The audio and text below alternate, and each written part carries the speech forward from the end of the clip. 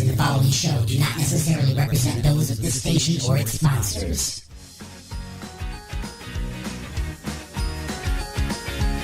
Hey, sweetheart. Turn off the TV now. It's time to go to school. Come on, Mommy's got to go to work. Come on, let's go. Teal. Sweetheart. I said it already once now. Please turn off the TV. Mommy is very busy today and I can't do this right now, okay? Okay, sweetheart. I need you to listen with your ears and see me with your eyes. Okay? Mommy is busy today. You have to go to school. And I need you to get up and turn off that TV. And I know you can do it, okay? Yeah, you can. For real! Teal, I'm serious. Now I'm really getting upset. You need to turn off that TV. You know what? If you do not turn off that TV, I am going to ground you for 3 months. You know what? I'm going to take all your toys and I'm going to give them to the poor. You're never going to school again. Why don't you listen to me? Why doesn't anybody ever listen to me?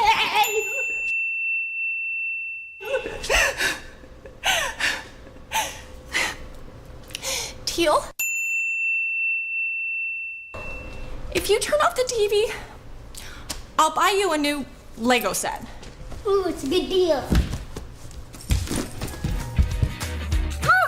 Does that sound like good parenting to you? Well, you should go to kidsinthehouse.com, where you can find more than 10,000 parenting videos from more than 500 doctors like myself. kidsinthehouse.com. Geek, what the hell happened to everyone? I've never seen an anomaly like this before. Residual frequency signatures detected. Oh, that's not good. What does that mean? It means we're picking up frequencies from other dimensions or times. Well, at least somebody's getting some action. What are you talking about? Well, it's been a long time since I had any frequency in getting some action. iDork, patch it through the main computer. Your wish is my command. Oh, we're picking up something. What the hell is it? It's a broadcast of some sort. Adjusting audio. Boosting signal. Welcome to the Monday Morning Madcast from outer space. Oh, God, is it Monday? Getting your work week started right by stretching out your vagina holes with the attack of the Monday Morning Madcast from outer space. Call into the show live at 313-444-8919. Again, that number is 313-444-8919. Or you can jump in the chat room at alienxradio.com.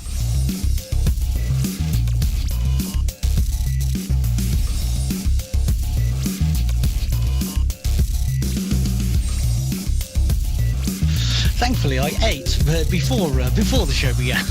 Yeah, because that way you'll have something to puke up. Because the dry heaves is no fun. I know, right? Yeah, the dry heave is not good. Dry heaves are no fun. Welcome, everybody. Good morning, and welcome to the show. You have been beamed aboard. You are now live and inside the mothership on Alien X Radio for another action-packed episode of The Attack of the Monday Morning Madcast from outer space, where all kinds of stuff happens, and probably none of it was actually planned. That's right. Planning? What is that? What is that? DJs make plans and Microsoft laughs. That's how that works, right? That's how that works. Anyway, folks, welcome to the show. We are screaming through the galaxy at triple redunculicious speeds. Do not worry, you might experience a slight metabolic change, but it's all right. For those of you who are beamed aboard naked, remember, the show starts at 9 a.m. Eastern. You might want to make sure you're wearing pants at that time.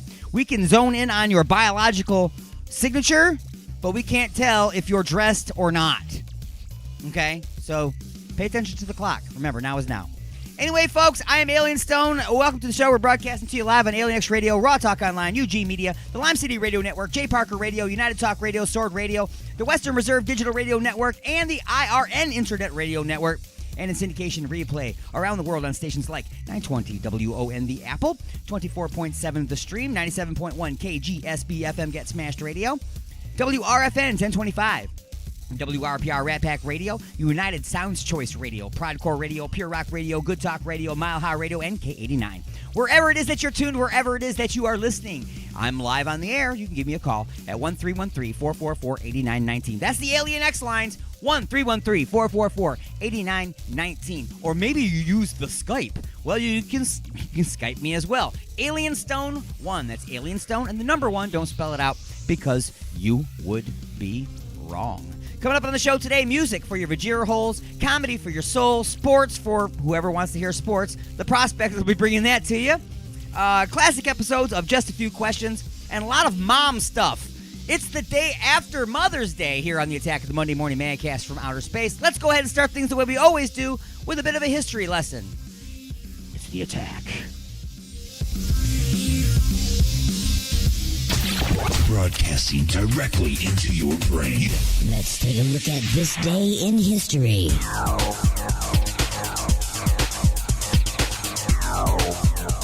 May 9th, 1960. Make way for the pill. The Food and Drug Administration approves the oral contraceptive Enovid as safe for birth control use. The pill is the first of its kind to be available by prescription in the United States, unleashing a social revolution. 1961.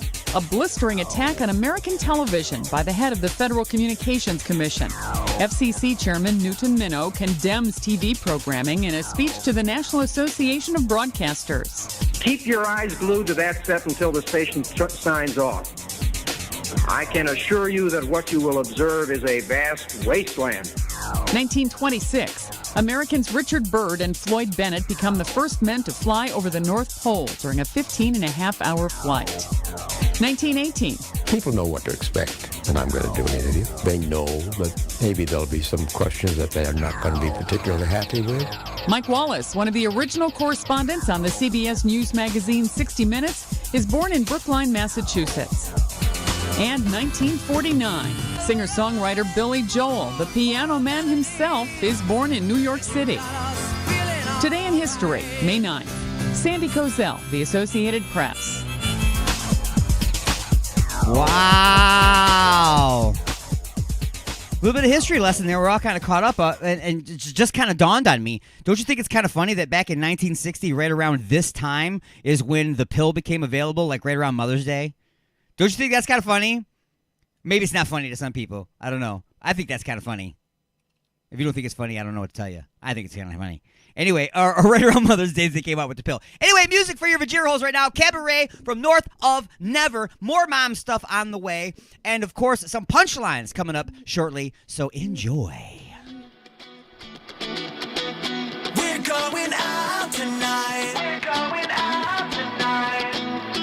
Slip on your dress. Got my suit and tie. We're going out tonight. We're going out. Behind the curtain lies a mess.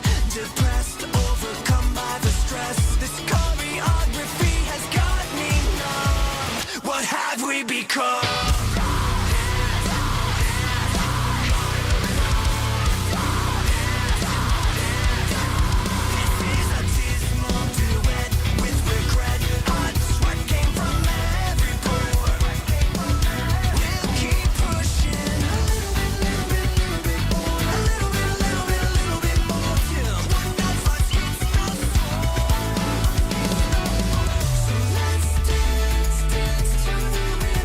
This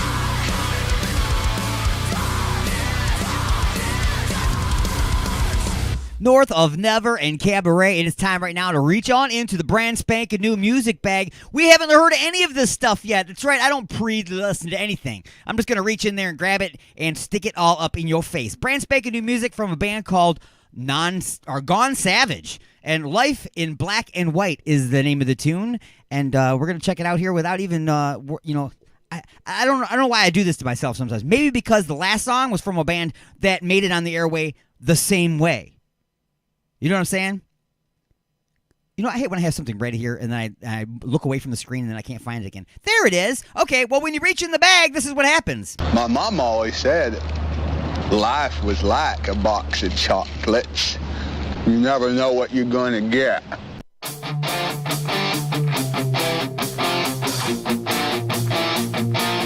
Leaving dark, loving light, living life in black and white. Safer now, am I holding out?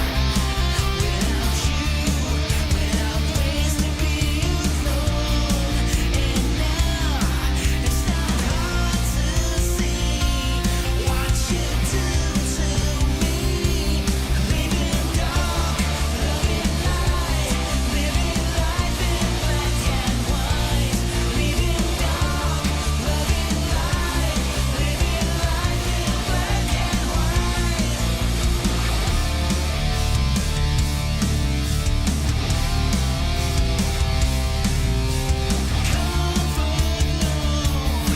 As you're holding out our gold, and your truth, and your love, and your power only grow. I try to find a little peace of mind, but it's hard to see 'cause it corrupted me. Leaving dark, loving light, living life in black and white. Leaving dark, loving light, living life in black and white. Leaving dark, loving light, living life in black and white. Leaving dark, loving light, living life in black and white.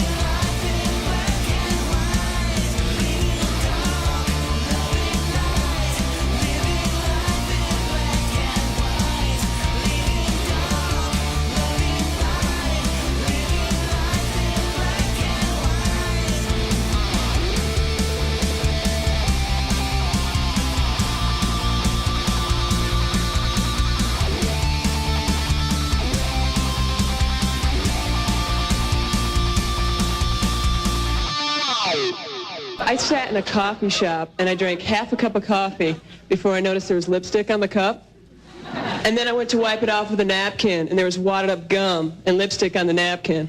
And I must have been sitting in that woman's lap for, I don't know, 15 minutes.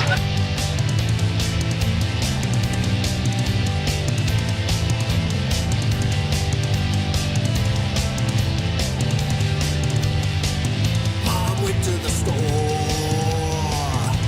She bought some ice cream. I ate all the ice cream. Now I got a stomachache. Mom went to the store. Mom went to the store. Mom went to the store. Mom went to the store.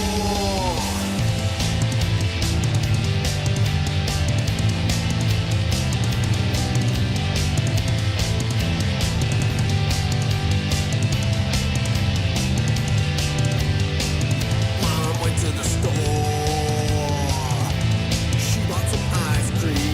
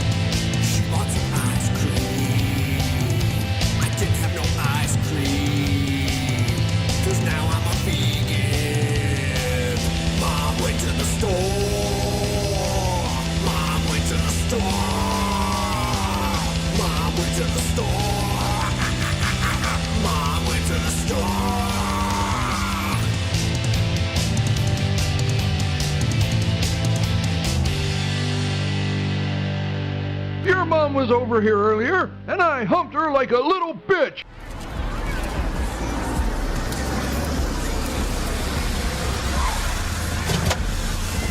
Parents, just a reminder that the dance is canceled for tonight, so please do not show up. Thank you. Don't forget your hat. Hey, when you go into classical like this, walk like an Egyptian. Mother, I forbid you to dance.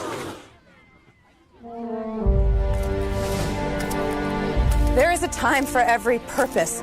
A time for soccer practice. A time for PTA fundraisers. A time to clean the fridge. A time to take the gerbil to the vet. And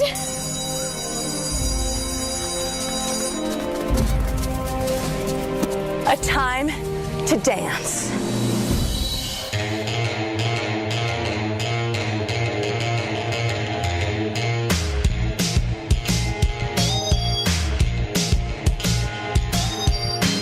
We moms do so much. Kids think we're out of touch. We need a break. A time to Harlem shake. Our kids don't notice how cool their mothers can be. Someday they'll see it. They'll wanna be just like me. Mom's gotta cut loose, foot loose, kicked off a car full of shoes, pop and lock, cabin touch and moonwalk, jump, get wild, pony like Gangnam Style. Ooh, so smooth. Every mom should just cut loose. Moms cut loose. Moms cut loose. I can dance if I want to. I can leave mom chores behind. I've cleaned all week, my nails stray chic, and it's all right to unwind.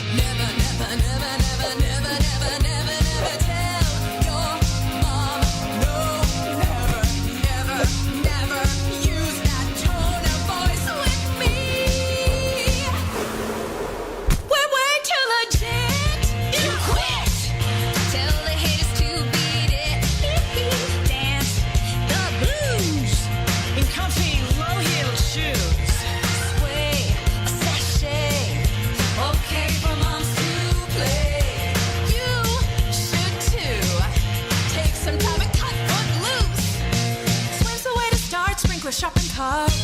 This is how it goes. Vogue and stuck pose. Hip hop, yeah, don't stop. Take it to the top. Every mommy, cut foot loose.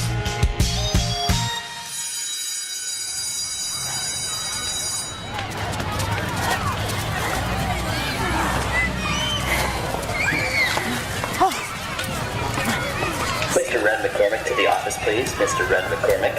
Thank you.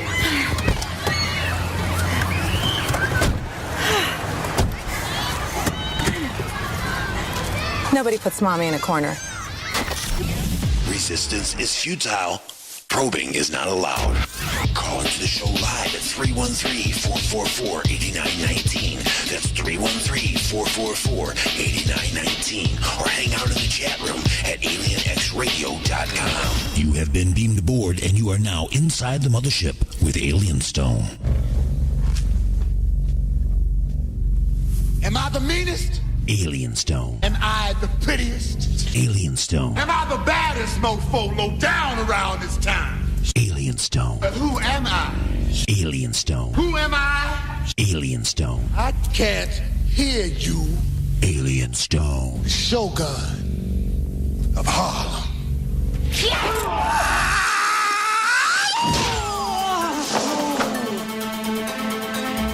Alrighty, folks. So once again, it is time for the punchlines. As always, the punchlines are being brought to you by Igor's Empire and his family of products. That's right, the warm weather is on its way, so why suffer with some sweaty taint? That's right, try Igor's Skin Bridge Cooling Gel.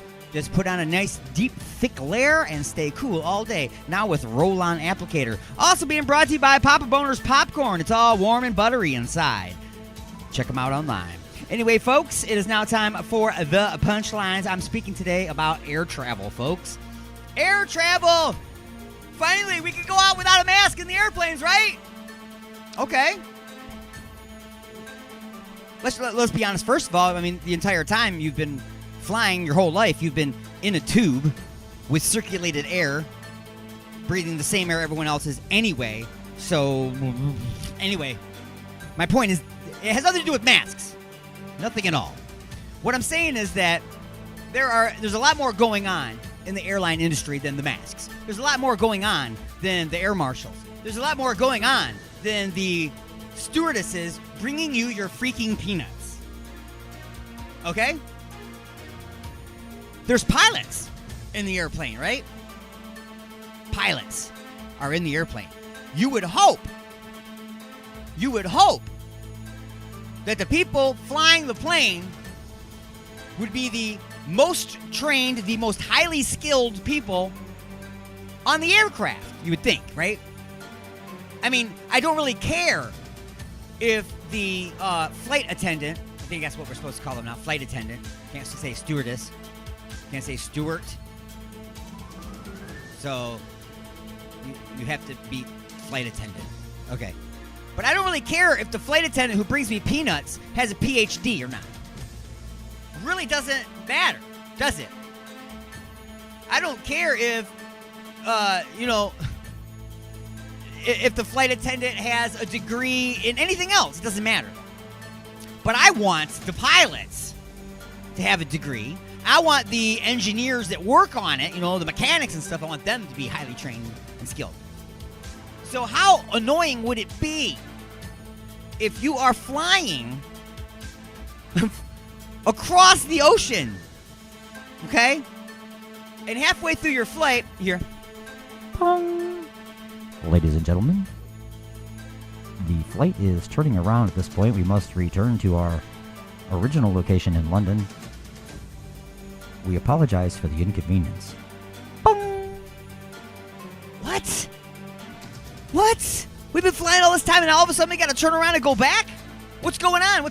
So, of course, if you don't have information, you make that information in your head, right? So everybody's freaking out, I'm sure. They're putting all this stuff together like, maybe he's being real calm because we lost an engine. Oh, my God, we lost an engine. There's a hole in the fuselage. We're going to die. There's a bomber on board. Oh, my God, they've been hijacked. Calm down. You know why they had to go back? That was the pilot. Because he had received message from the tower saying, yeah, flight number, what the hell ever your number is, we're going to need you to turn around and come back. I copy that, tower, but I must ask, why are we returning? What would be the reason? Yeah, that's affirmative there, flight, whatever the hell your number is.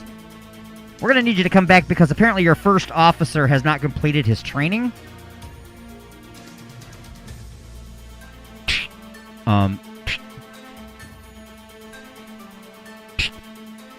Can you please repeat, tower? Yeah, that's affirmative there, flight, whatever the hell your number is. Your first officer has not completed his training, so you will have to return, and we will have to switch out your first officer with a qualified pilot. Thank you. So this guy made it onto the roster and became the first officer on flight going from London to the United States. And he hadn't completed his training. What? How does this happen? How does somebody... we're just going to put him on the roster? He's still training? Are you telling me that your training roster and your actual roster, you just, instead of putting a name on the list of pilots, you have a list of everybody, and then you put a name of what they're doing next to it. Like, this person's flying this plane. This person's flying this plane. This person's flying this plane. This person needs to go to class. That sounds a bit crazy to me, doesn't it? Don't you think you would have a list of pilots that are already ready to go out, and then a list of ones that go to school? I'm just saying, folks. There's a lot going on behind the scenes. So can you imagine having to be turned around because your pilot has not completed his training? So everybody now have already flown halfway there. So now this unqualified first officer, right, has to now fly halfway back. Well, what's halfway plus halfway? All the way to your destination, right? Well, now that's been doubled, hasn't it? That's fun. So now everybody goes back where you were, and everybody had to sit there on the runway and wait for a qualified pilot to come out and replace it. And then, of course, they got to go through the checklist again. Probably had to refuel again. All this stuff had to go on again. How does this happen? I don't know. Who the hell knows? Nobody knows. Anyway, folks, that has been the punchlines. Yes, sir. It is time to take a short break, a pause in the action for station identification, and we will be back with a short break. We'll be back, actually, with just a few questions right after this short break with the prospect, and he'll bring you up to speed on what's going on in the world of sports. Broadcasting directly into your brain. And now your weekly sports update with the prospect.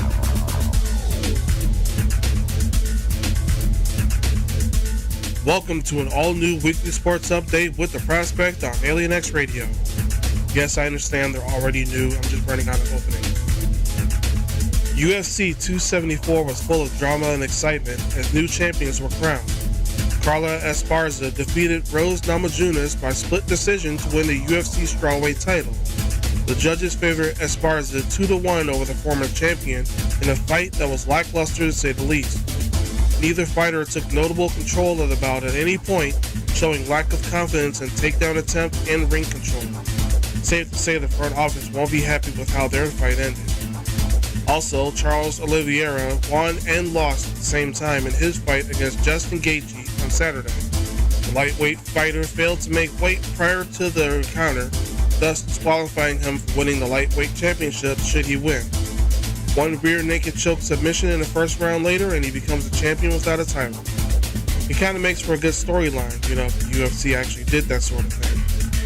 But the showstopper of the night was Michael Chandler's destructive victory over Tony Ferguson. Chandler needed 17 seconds of round 2 to deliver what could be the most devastating front kick in history on Ferguson's chin and win the bout. Well, tune in next week for more sports. For Alien X Radio, I'm the Prospect saying until next time, Prospect out.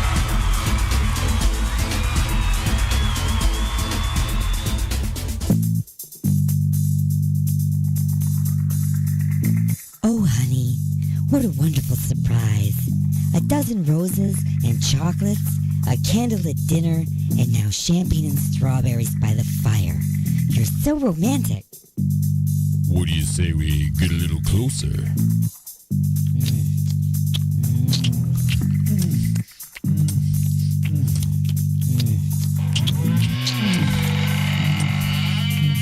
Igor? That's right, Igor here with the final ingredient for love. Igor's lube?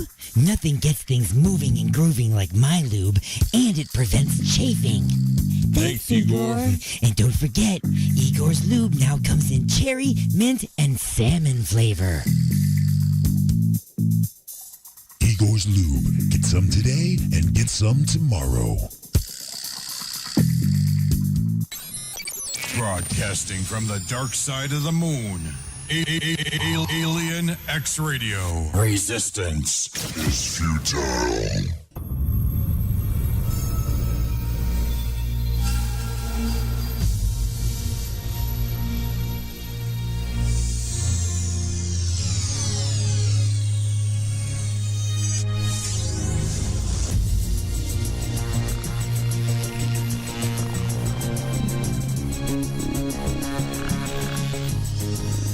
Just a few questions. Oh, that's right, everybody. It's time now for that part of the show where I get to make D-Unit uncomfortable. Or whoever happens to be on the receiving side of just a few questions. You better have some good ones for next week. Yeah, we'll have some. I have to come up with some good ones. Yeah. Maybe even some extra ones. Yep. You're going to have a lot of guests next week. So, it's Mother's Day. So, we've had like a Mother's theme going on through the course of the show. So, I'm going to keep that going through just a few questions. Starting off, I'm going to do kind of an easy one here. Okay. This is an easy one. What is the very first memory you have of your mom? And also, when were you convinced that she was in charge?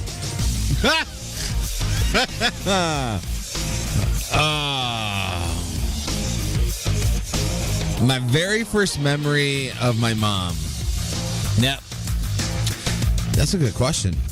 Yeah, because I'm sure that would be very. I remember difficult. like there's I don't remember that, but I remember as kids when I was still a baby, my older brother would go to school. My younger brother would a little bit younger than me, but he would go down and take naps, and her and I would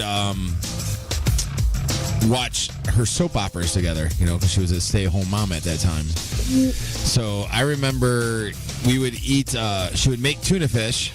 Yeah. And we would eat it with Ritz crackers. Oh, yeah. And watch her soap operas. Dude.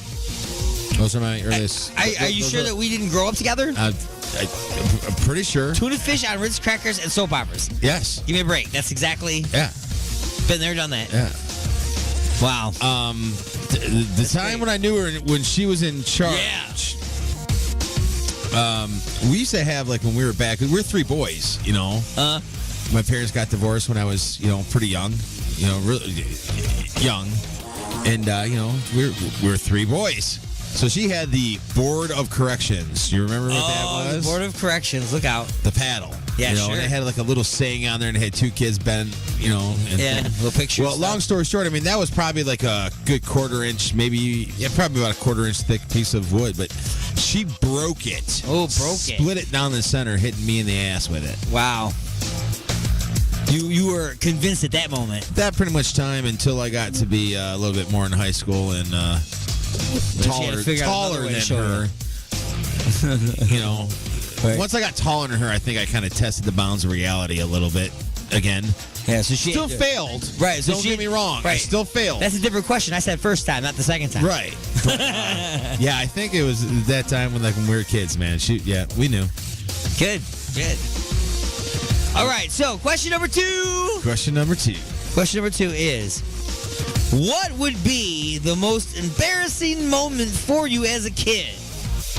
A, your mom dropping you off at school, and as you walk towards your friends, she yells out, "I love you, honey." B, you are playing at Chuck E. Cheese with all your friends for a birthday party. As you all run over for cake, your mom, in front of all your friends, licks a napkin and uses it to wipe pizza sauce off of your cheek. Or C, your mom walking in on you while you are reading the articles in a dirty magazine. What would be the most embarrassing for me? Yeah. What do you think? Because back then I did have a collection. Nowadays I don't have a collection, but back then I had one. You needed one back then. Awesome. Never happened. Thank God it hasn't. I can guarantee you the second one has happened. Not necessarily at Chuck E. Cheese, but do the old thumb to the thing. That's happened. Yeah, it's so nasty. Dude, I got a couple good embarrassing stories with my mom, man. Well, give us one. Give us one real quick. We used to go. Remember when Blockbuster was still around? Yeah. Okay. We lived in Canton, and on Ford Road in Lilly, there was the Blockbuster, and that there used to be an F&M. The F&M drugstore. Oh yeah, I remember those. Okay. So we're going back, dude. We're going back to like late 80s, early 90s here. So this is probably the early 90s. But we would go every Friday. We would go and pick movies for the weekend. You know, my brother could pick one. I could pick one. My mom would always pick two because, you know, she was in charge. And then we would go. There was a Tubby sub shop down there. And we order subs and we take our subs home. Well, I don't exactly remember what song it was, but the store, I mean, there was a couple people sitting down, and then there was, you know, the crew sitting there working there, and we already ordered our subs, and we're sitting there, and my mom is just sitting there just dancing, like straight up almost bar dancing, and she's like bumping my, you know, like trying to get me, and it was so freaking embarrassing, dude. It was so bad. Nice. And she just tried to get me to dance with her, and I just like, nope, not going to do it. I don't even know who this lady is, man. You know, somebody needs to call an adult. Exactly. Help me. I'm being accosted. Then I had another time. This will be. I'll shorten this one up real quick. My little brother used to t-ball baseball, or he used to coach. Not coach. Excuse me. He would ump. He would ump Little League baseball. Okay. He would be an umpire. Excuse me. Okay. So we would go. He was younger. He couldn't drive. So my mom would drive him, you know, to work and stuff like that. So we're sitting there, you know, waiting for him, my mom and I, and there's this guy that, you know, strings up this conversation with us, and he goes, which one of the kids is your guys's? So thinking me, high school, you know, I was a senior in high school, I'm married to my mom. That was embarrassing. Wow. I'm like, dude, that's my mom. That's your mom. Then we went back to one of those awkward moments. All right, so final question is the lightning round. The lightning round. It's the lightning round, so there's 10 parts. And we've got to hurry up and get through it because we're almost out of here. This lightning round is called Mom or Wife. Oh, shit. See, it made you forget all the rules, didn't it? See? You got me in trouble. Mom or wife. That's your answer. It's mom or wife. Okay. All right. God. Number 1. All right. Who makes the best meatloaf? Oh, dude, right away? Right away. Who makes the best meatloaf? Oh, God. I'm going to go with the wife. You're going to go with the wife? Yep. My mom's always fallen apart. And I gotta get some music going again here. I can't have those noises. There we go. So the wife stays together, and that's the only reason. Not going by taste. I'm going by because it stays together. So you're saying wife? Wife. All right. Go. All right. So number 2, who keeps a cleaner house? Oh, man. Shoot. I stopped. You know what? I'm just going to say this just because my mom doesn't have dogs and my stepdad is very You got less than 2 minutes. Mom does. Yep. Number 3. Who would be the first person to use plastic furniture covers? Mom. Number 4. Who makes the best spaghetti? Mom. Who is currently in charge of kissing your boo-boos? The wife. Who bought you underwear for Christmas 20 years ago? Mom. Every year. Who bought you underwear for Christmas most recently? Wife. Who takes better care of you when you're sick? Present day or ever? Ever. Gotta go with mom on that. I'd be wrong. My wife would probably kick me in the nannies if I didn't say her. Who bakes the best cookies? And you can't say drug dealers. Grandma. Grandma? Grandma, I'll accept Grandma because it's Mother's Day. Grandma made the best cookies, hands down. And finally, who do you want to say Happy Mother's Day to? My mom. Oh, your mom. How about we sing Kyle's Mom is a Stupid Bitch in D minor? Well, Kyle's mom's a bitch, she's a big fat bitch, she's the biggest bitch in the whole wide world, she's a stupid bitch, if there ever was a bitch, she's a bitch to all the boys and girls. Bitch. Bitch. Bitch. Bitch. Oh boy, super bitch is at it again. I told you not to call my mom a bitch, Carmen. Monday she's a bitch, on Tuesday she's a bitch, and Wednesday to Saturday she's a bitch. Then on Sunday just to be different, she's a super king, and may I be ya. I told you not. I told you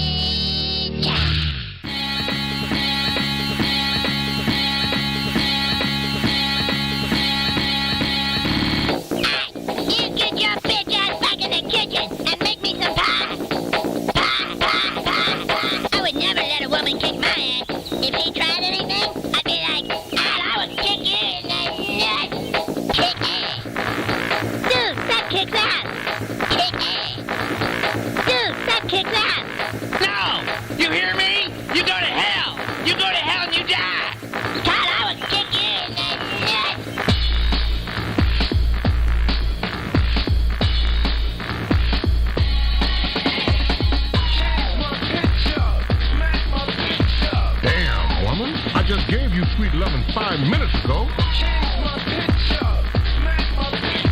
What did you say? I said I have a bad itch. Oh! Damn, woman. I just gave you sweet 11 5 minutes ago.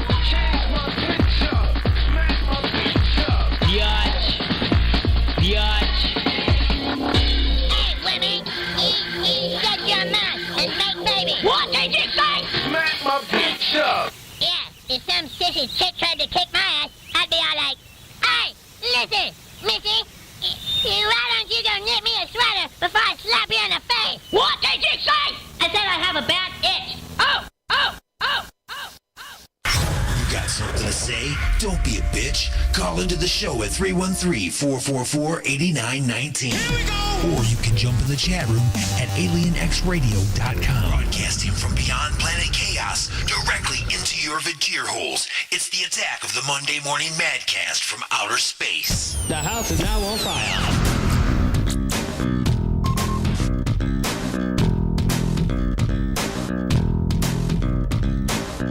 And welcome back, everybody. Welcome back to The Attack of the Monday Morning Madcast from outer space, as we are screaming towards the end of the hour number one. Throwing you all kinds of stuff. Music. In your Vajir holes, we had some sports. We had just a few questions. We have mom stuff going on. We just did, what was it, wife or mom or wife. That was dangerous, right?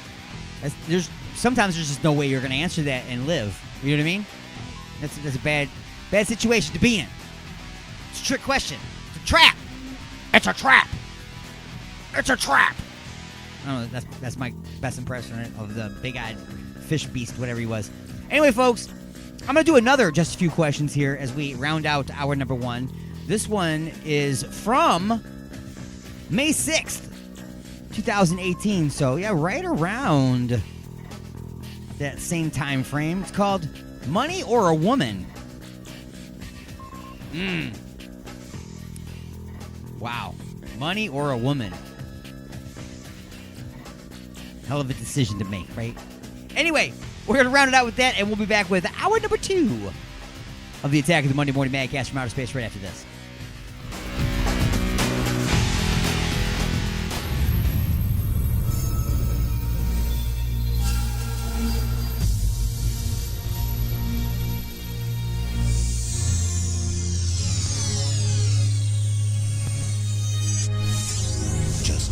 Questions. Oh, yes. It is time for just a few questions. All right. You've been busy, man. Making up all these little... Well, you know, we got to make it sound good. You know? This isn't your backyard radio station. We can't just be professional. We gotta sound professional. Word. Hence the same thing. So it is time now for just a few questions, and I've got just a few questions for you. All right. The segment is back. It's been my new favorite part of the show. I love it. Question number one.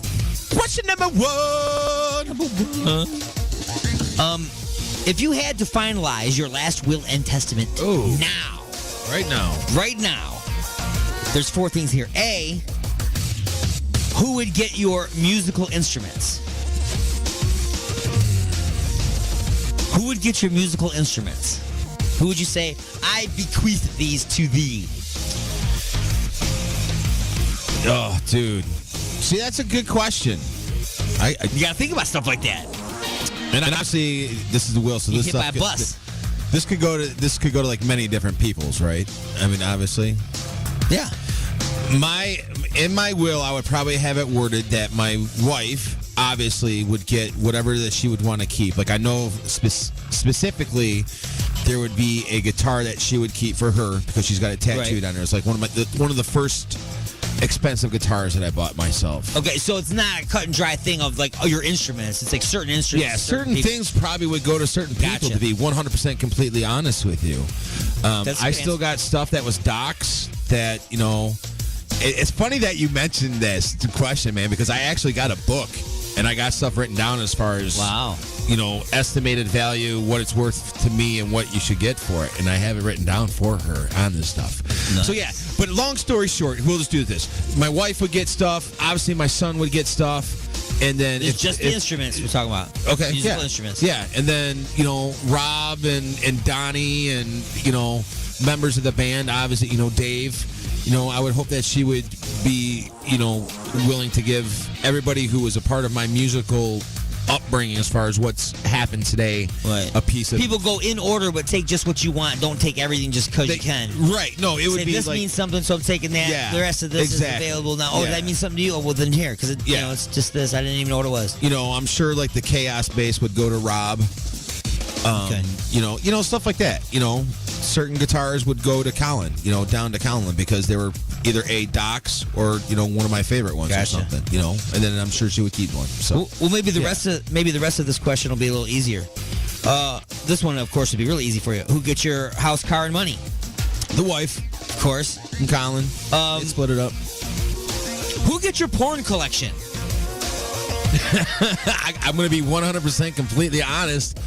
I don't Whoever have finds one. it, right? I don't have one. Oh, come on! I swear to you, bro. Come on. I swear to you. In your house, there's no pornography anywhere There's in your house. absolutely none. Wow. I swear to you. I don't own one dirty movie. I don't. Honest to God. Wow. I swear on all my instruments All to right. you. Okay, I believe you. I believe right there. I believe you right there with that. Is that wrong? No. Maybe I should go This is start unusual, one. that's all. Should I start one? You should. Okay. I'm going to start It's one healthy. tonight. It's healthy. I guess no. Finally, here's what's up. Whoever finds my phone, how's that? Whoever finds your phone. It looks at the Pornhub stuff I've been watching. There's my porn collection. Who would this is a really tough one. Who would you specifically give nothing to and why? Oh. You can pass it if it's too aggressive of a question. Because this is only question number 1 still. This is just facets of question number 1. Who I would specifically give nothing. Yes, and why? Absolutely nothing to. And go out of your way to make sure they get nothing. I can't answer that. I don't. Okay, know. that's why I said I give you a pass. Yeah, I need a pass on that one. All right, I'll let you get. Can I phone a friend later? Sure. Just remember, phone calls can be recorded and replayed For court appearances anywhere. That's right. So, question number 2. All right, hit me. Why did you do it? Is the question. Okay. Was it because of money or a woman? Okay. Okay. It's either money or a woman is the reason why you did it. Okay, money or a woman? Okay. Took a job. Money. Left a job. Money. Got a bigger place to live. A woman. Had to move out. A woman. Danced. A woman. I saw what you're trying to do there. I would be stripping for fun. Chose a vehicle. Money. Had to give up a vehicle you liked. Money. Decided to stay home and masturbate. A woman. All right. That was question number 2. And finally, my themed question. Themed question. Question number 3. While trying to hack into a video game company's database to preview games before they came out, you accidentally get connected to a military training program. Oh, shit. That, as a result of your tampering, begins taking steps to initiate a nuclear war. What do you do to stop the computer from killing every single person on Earth? Would you like to play a game? A. Destroy all your devices with a hammer. B. Make a really bad Godzilla movie. C. Try unplugging it and plugging it back in again. D. slip in through the back door and challenge the computer to a game of tic-tac-toe and tell Joshua to go play with itself. Or E, piss on a spark plug. Can I go C? And if that doesn't work, then D? And then if that doesn't work, A. I'll accept all of that. Ding, ding, ding, ding, ding. You have won. Now, what would the secret... Never mind. It wouldn't work. See now how I said I was going to work on, like, if you say the secret word or whatever? All right. The secret, what would the secret word have been for that? For that question. For that, what do I think it would have been? Yes. What do you think it would have been for that question? Because here was the answers. Remember, it was to destroy all your vices with a hammer, make a really bad Godzilla movie, try unplugging it and plugging it in again, slip through the back door, which goes back to the reference to War Games. Okay, anyway, the secret word would have been Matthew Broderick. I know it was just a dream. I know I didn't have an anal probe. And I know that I am not under alien control. You're inside the mothership. Son of a bitch. Oh, honey, what a wonderful surprise. A dozen roses and chocolates, a candlelit dinner, and now champagne and strawberries by the fire. You're so romantic. What do you say we get a little closer?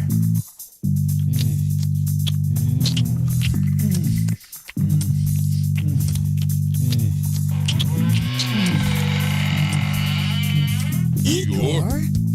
That's right, Igor here with the final ingredient for love. Igor's lube? Nothing gets things moving and grooving like my lube, and it prevents chafing. Thanks, Igor. And don't forget, Igor's lube now comes in cherry, mint, and salmon flavor. Igor's Lube. Get some today and get some tomorrow. Oh my God. What have I done? What have I done? Look at the turning wheel. The Alignment, the latest CD from The Creeping Chaos, featuring Dead in the Water. Dead in the water. Beg for mercy and Under the Blade. We live our lives under a blade. Available now at iTunes, CD Baby, and Rock of Ages in Garden City. Morning, bud. Hey, how you doing? You got that hot date with Sue tonight, huh? Yeah. Yeah, well, don't be doing any of this. What, scratching my head? Yeah, you don't want to know you got that dandruff. I don't have dandruff. Get out of here. Yeah, you do. Go on, scratch your head. What? Oh, man, look at these embarrassing flakes. Yeah, see, I told you. Go and shake your head. Like this? No, harder. Oh, man, yeah. There's so many. Okay, here, let's get them off of the table here. Put them in this bowl. What do I do? Why don't you try some of this? Milk? Uh-huh. Will that get rid of my dandruff? No, but it sure tastes good. No. Yeah. Let me try that. Hey, these are good. Head Flakes, new from Kellogg's. A nutritious part of this balanced breakfast. And because they're made of dry flesh, they stay crunchy, even in milk. Hey, slow down. Save some for me. Head Flakes from Kellogg's. Ask your doctor. You got everything decorative, from fake-looking chrome plastic exhaust pipes to disturbingly anatomically correct-looking fake testicles that hang from your trailer hitch. For some reason, you have horrible taste and want to let the whole world know it. And now, there is more stupid shit you can glue to your truck. New from the makers of decorative useless crap comes decorative roll bars. So the next time you and your Fisher-Price roll bars get into an accident that involves a rollover, you'll look good. Up to the instant before the unprotected cab crumples in and your face merges with that jagged rock as it bursts through your roof. Plus, your styling mangled remains will be sure to impress the police photographer. Decorative roll bars. For cheap wannabe hillbilly douchebag morons who think crap that looks like useful stuff, but isn't, is a good idea. The weather. What is it going to be like today? It is the eternal question that eats away at every human on the planet daily. Well, unless you own a TV, listen to the radio, have a weather app on your smartphone, or even read a newspaper. Anyway, you have no idea what the weather is going to be like. You, my friend, require a barometer. What's a barometer, you ask? Well, Google it, you embryonic millennial whippersnapper jerk. Once you've done that, you will understand why the barometer is the crack cocaine of the meteorological world. So don't waste another second of your barren barometerless existence. Storm into Barry's Barometer Barn today, where we don't know the meaning of high-pressure sales. It's always no-pressure sales at Barry's Barometer Barn. In fact, our sales staff is so low pressure, you'll wonder why they haven't graphically decompressed. This portion of the show is being brought to you by Phillips Milk of Amnesia, the over-the-counter remedy that works so well, you'll never remember why you used it in the first place. The views and opinions expressed in the following show do not necessarily represent those of this station or its sponsors.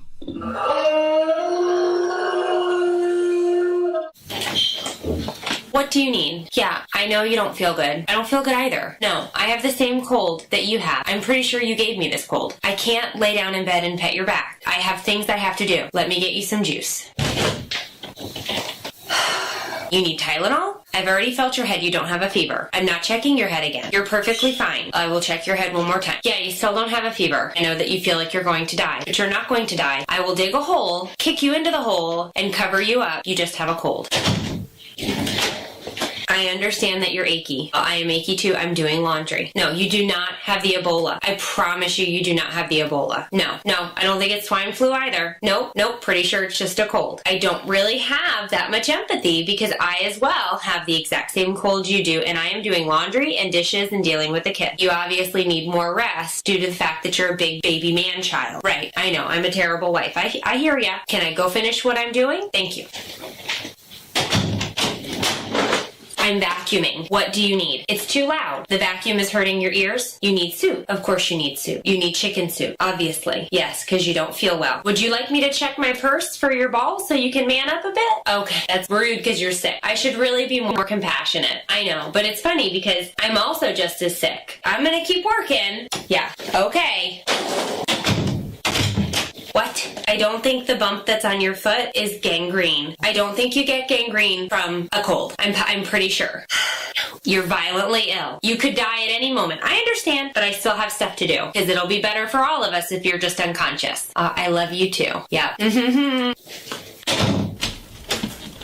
I have your soup. Yes, it's chicken noodle. No, star noodles? Your mom makes chicken soup with star noodles? I'm not making chicken noodle soup with stars. You're a grown man. Freaking chicken noodle soup. Just try it. It's too hot? Are you kidding me? You need an ice cube? You have lost your ever-loving mind. Has this cold gone straight to your brain? Oh, for the love. I will be right back. Okay, I just got off the phone with the attorney. He's gonna come by. I know it's after hours, but he wanted to make sure that we drafted your will, you know, in case this one is the one that does you in. Yeah, obviously, it's pretty serious. My jokes aren't funny. You know what's not funny? You in the fetal position like you're a child and you're a grown man. Okay.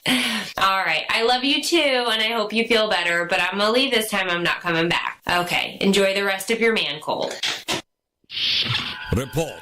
We're in standard orbit, Captain. Good work, Mr. Tukok. What the hell are we doing in the 21st century? There's something we need to do. If I told you once, I told you 1,000 times. Don't mess around with the space-time continuum. Captain, I've located the signal. Put it on speaker. You're tuned in to the Monday Morning Madcast from outer space. Well, that'll wake you up in the morning. Broadcasting from beyond planet chaos, directly into your Vajir holes. It's the attack of the Monday Morning Madcast from outer space. You got something to say? Don't be a bitch. Call into the show at 313-444-8919. Or you can jump in the chat room at alienxradio.com.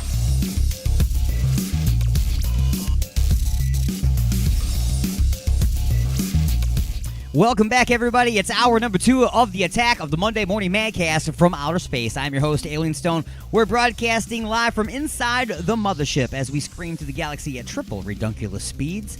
On Alien X Radio, Raw Talk Online, UG Media, the Lime City Radio Network, J. Parker Radio, United Talk Radio, Sword Radio, the Western Reserve Digital Radio Network, and the IRN Internet Radio Network.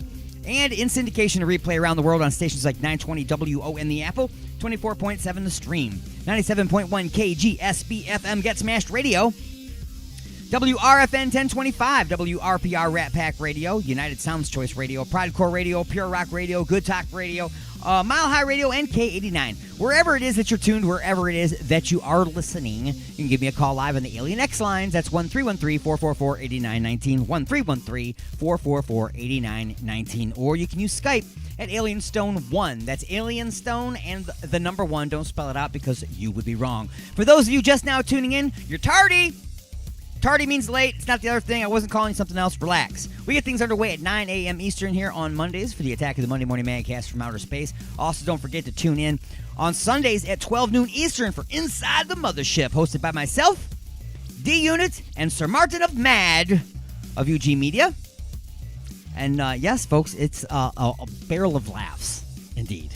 That is where we generate the Just a Few Questions segment each week with a brand new episode, and then we bring you classic episodes here on the Attack of the Monday Morning Madcast from Outer Space, which we will be doing again this hour and next hour. And there's something very special about it this time. There was only once in the history of Just a Few Questions was there a two-parter. That's right, to be continued. You know, like the old Batman thing? Will the Joker succeed? Will the giant buzzsaw take the Boy Wonder in half? No, it's not like that. Tune in next week. It was like that, though. So we did it in 2 weeks, but you're going to get it in 2 hours. That's right. So coming up in this hour, the classic episode from, what was it? March. I'm sorry, not March. May 9th, 2021. What is the exact name of this? The Greatest American Zeros, Part 1, and The Greatest American Zeros, guess what? Part 2, conveniently named. That will be in the next hour. So, Part 1 this hour, Part 2 in the next hour. And still coming up, music for your Vajira holes, a sports update with the prospect. Yeah, we're going to just stuff everything in here that we can. That's what we're going to do. We're going to stuff stuff. We're going to stuff it more than mules do with ballot boxes. That's what we're going to do. We're going to stuff more in there than they did. Wow. Yeah, I said it. I'll say it again. No, I'm not going to say it again. What we're going to do is we're going to start things off with another little mom thing. It's a kind of a mom and dad thing, but mom and dad includes mom, right? Mom's Day was yesterday. Hopefully you had a nice, wonderful dinner with your mother.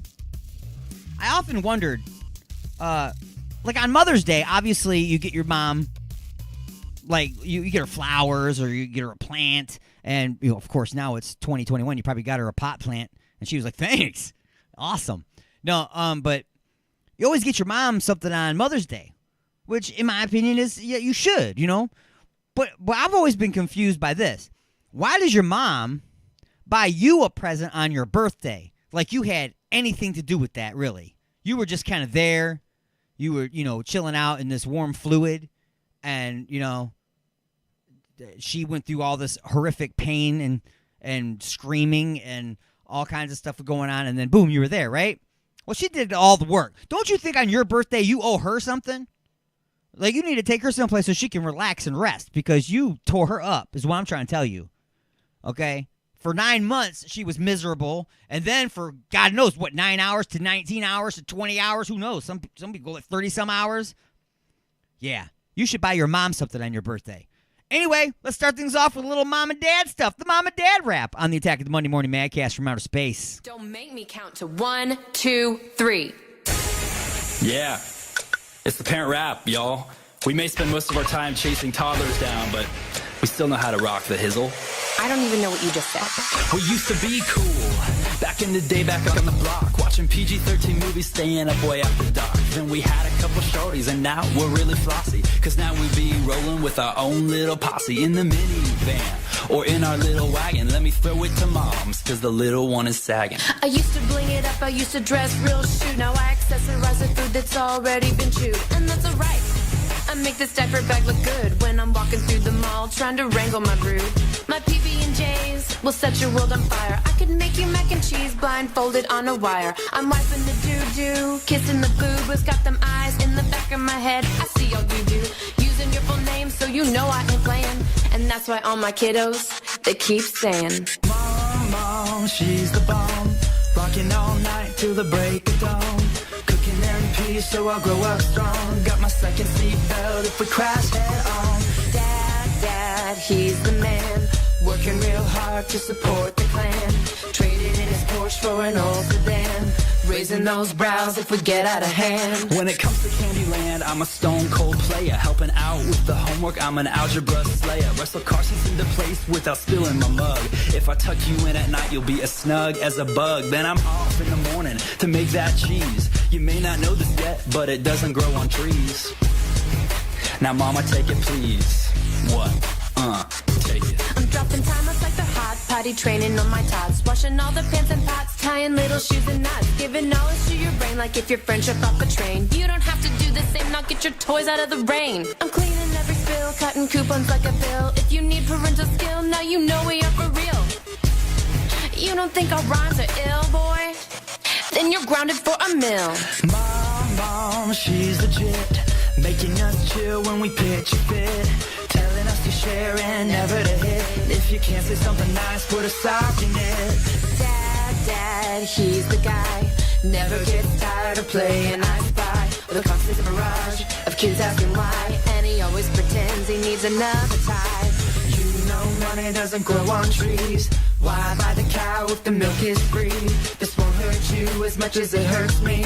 If you want dessert, eat another veggie. Close that door, you weren't born in a stable. Sit up straight and kiss your Aunt Mabel. Close your mouth when you chew. Get your elbows off the table. Mom and Dad of the year, check it, that's the label. It's the parent rap, y'all. And it's a parent. We're great parents.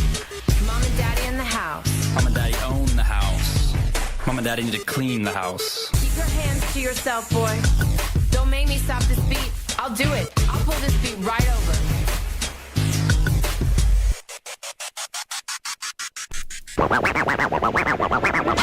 This is one DJ you don't want to fuck with.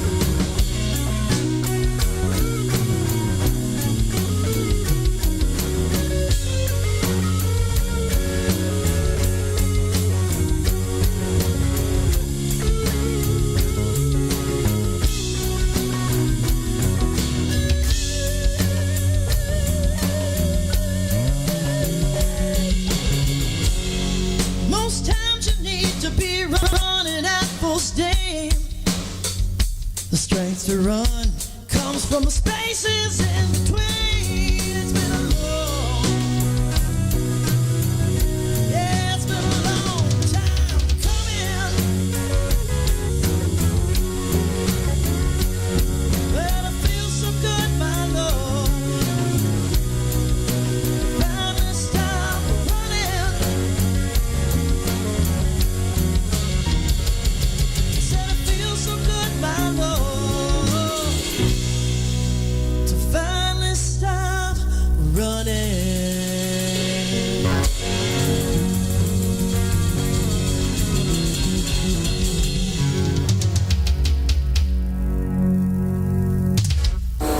Call into the show live at 313-444-8919. Again, that number is 313-444-8919. Or you can jump in the chat room at alienxradio.com. It's the attack of the Monday Morning Madcast from outer space. Am I the meanest? Alien Stone. Am I the prettiest? Alien Stone. Am I the baddest mofo low down around this time? Alien Stone. But who am I? Alien Stone. Who am I? Alien Stone. I can't hear you. Alien Stone. Shogun of Harlem.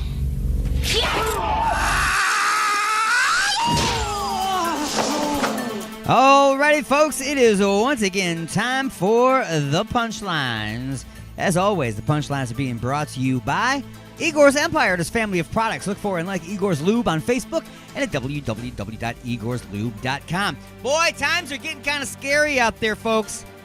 I'm telling you, it's getting kind of scary out there, so you might want to invest in something like Igor's Cellar Foods and Gourmet Survival Rations. Powdered meat packets made with fish, pork, and pigeon. Just blend Igor's powdered mixed meat with any liquid into the provided patented meat molds. Just allow them to set and they're ready to eat. Serve at room temperature. That's Igor's Cellar Foods and Gourmet Survival Rations. Sold at Walmart. I don't know. Anyway, folks, it is now time for the punchlines, as I said, and right now I'm talking about the ding-dongiest of ding-dongs. No, I'm not talking about that guy. You know who I'm talking about. Let's go. Anyway, a lot of people out there have a hobby that, I mean, some people, they look at it and they go, well, you're just wasting your time. That's stupid. And you're a nerd. Well, a lot of people do it. I'm just saying. A lot of people that aren't nerds do it too, because it's, you can really find some cool things and you can make a lot of money. And I'm talking about using metal detectors. And, going around and just, checking out different areas. People have found, relics from the Civil War that they've been able to get lots of money for. They found actual money. People find a lot of things doing this. You can find precious metals. So when you're saying that someone's a nerd, is a nerd somebody who collects chunks of gold?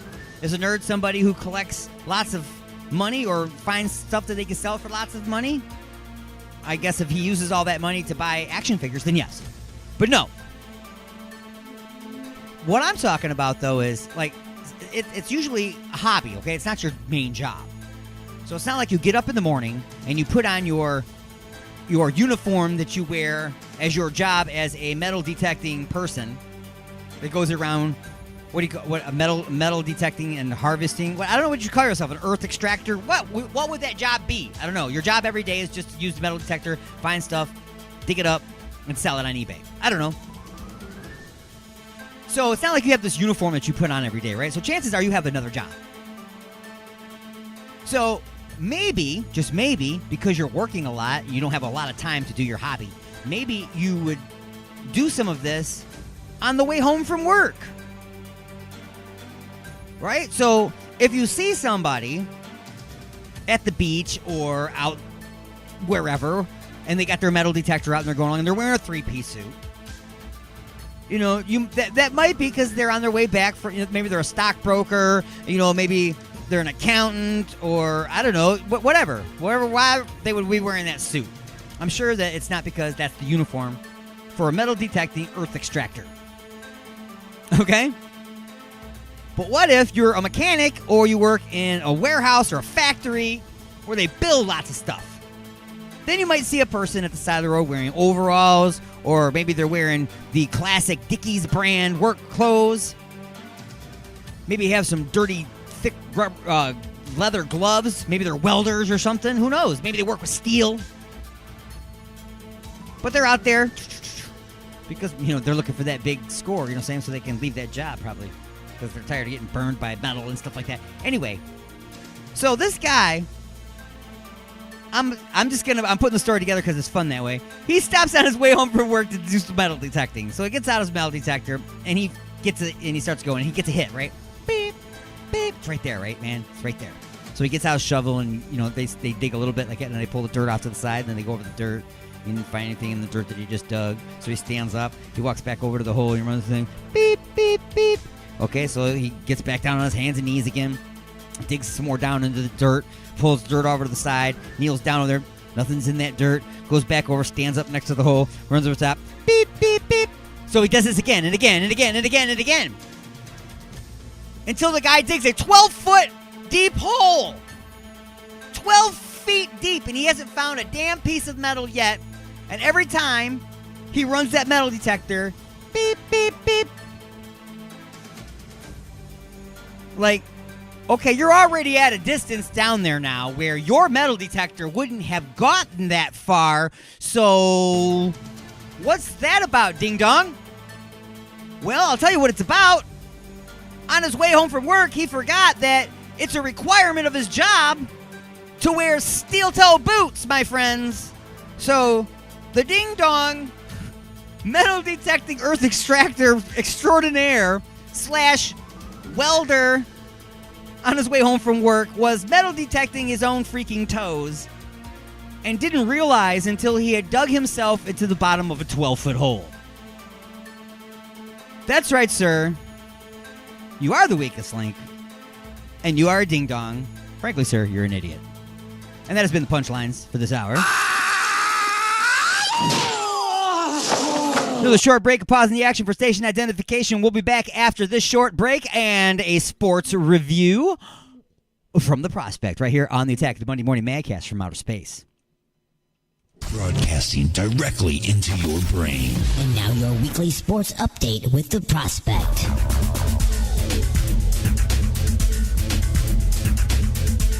Welcome to an all-new weekly sports update with the Prospect on Alien X Radio. Yes, I understand they're already new. I'm just running out of opening. UFC 274 was full of drama and excitement as new champions were crowned. Carla Esparza defeated Rose Namajunas by split decision to win the UFC strawweight title. The judges favored Esparza 2-1 over the former champion in a fight that was lackluster to say the least. Neither fighter took notable control of the bout at any point, showing lack of confidence in takedown attempt and ring control. Safe to say the front office won't be happy with how their fight ended. Also, Charles Oliveira won and lost at the same time in his fight against Justin Gaethje on Saturday. The lightweight fighter failed to make weight prior to the encounter, thus disqualifying him from winning the lightweight championship should he win. One rear naked choke submission in the first round later, and he becomes a champion without a title. It kind of makes for a good storyline, if the UFC actually did that sort of thing. But the showstopper of the night was Michael Chandler's destructive victory over Tony Ferguson. Chandler needed 17 seconds of round 2 to deliver what could be the most devastating front kick in history on the Ferguson's chin and win the bout. Well, tune in next week for more sports. Alien X Radio, I'm the Prospect, saying until next time, Prospect out.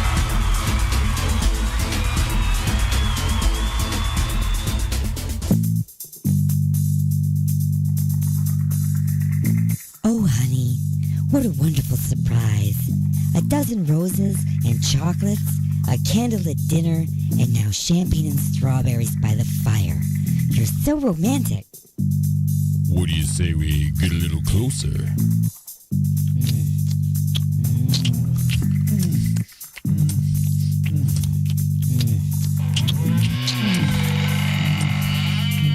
Igor?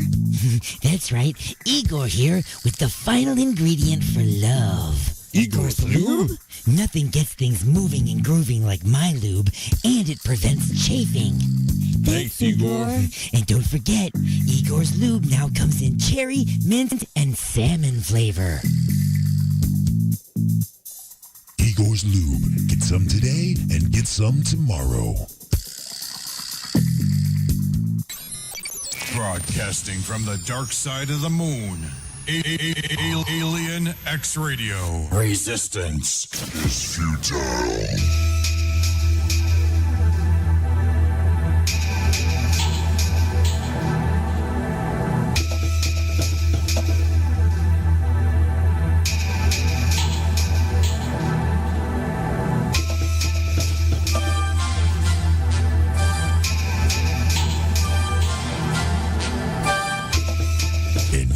Time to answer just a few questions. All right, everybody. Well, once again, it is that time. It's time to answer just a few questions. And as always, just a few questions being brought to you by Igor's Lube. Look for and like Igor's Lube on Facebook or at www.igorslube.com. What was the new product we just invented a little while ago? Oh, Igor's... Click Grit. Yeah, Igor's... No, that was already personal grooming sandpaper kit. Yes. Oh, you've tamed it down. I'm disappointed. From the man's heavy grit all the way down to the female's ultra fine click grit. Yes. The Slickery series. Patent pending. It is time now for just a few questions. Are you folks ready? Are you stretched out? Stretched out, yes. Ready, no. I gotcha. All right, so here we go. Question number one. Question number one. You and your buddy, it's going to be you and Mad Martin, my buddy, have been wandering in the desert all day long, locating and documenting all the common and rare species of cactus. The cacti. It's research for an article that you are working on for the Journal of Sharp and Pokey Plant Life. You will be logging and comparing the flowering buds, colors, and level of ouchiness they create with their when poked by their hateful little skin tags. You knew this would be a long trip, so you prepared. As it's getting late, you decide to set up camp for the night. You erect a tent, set up a perimeter, and start a fire.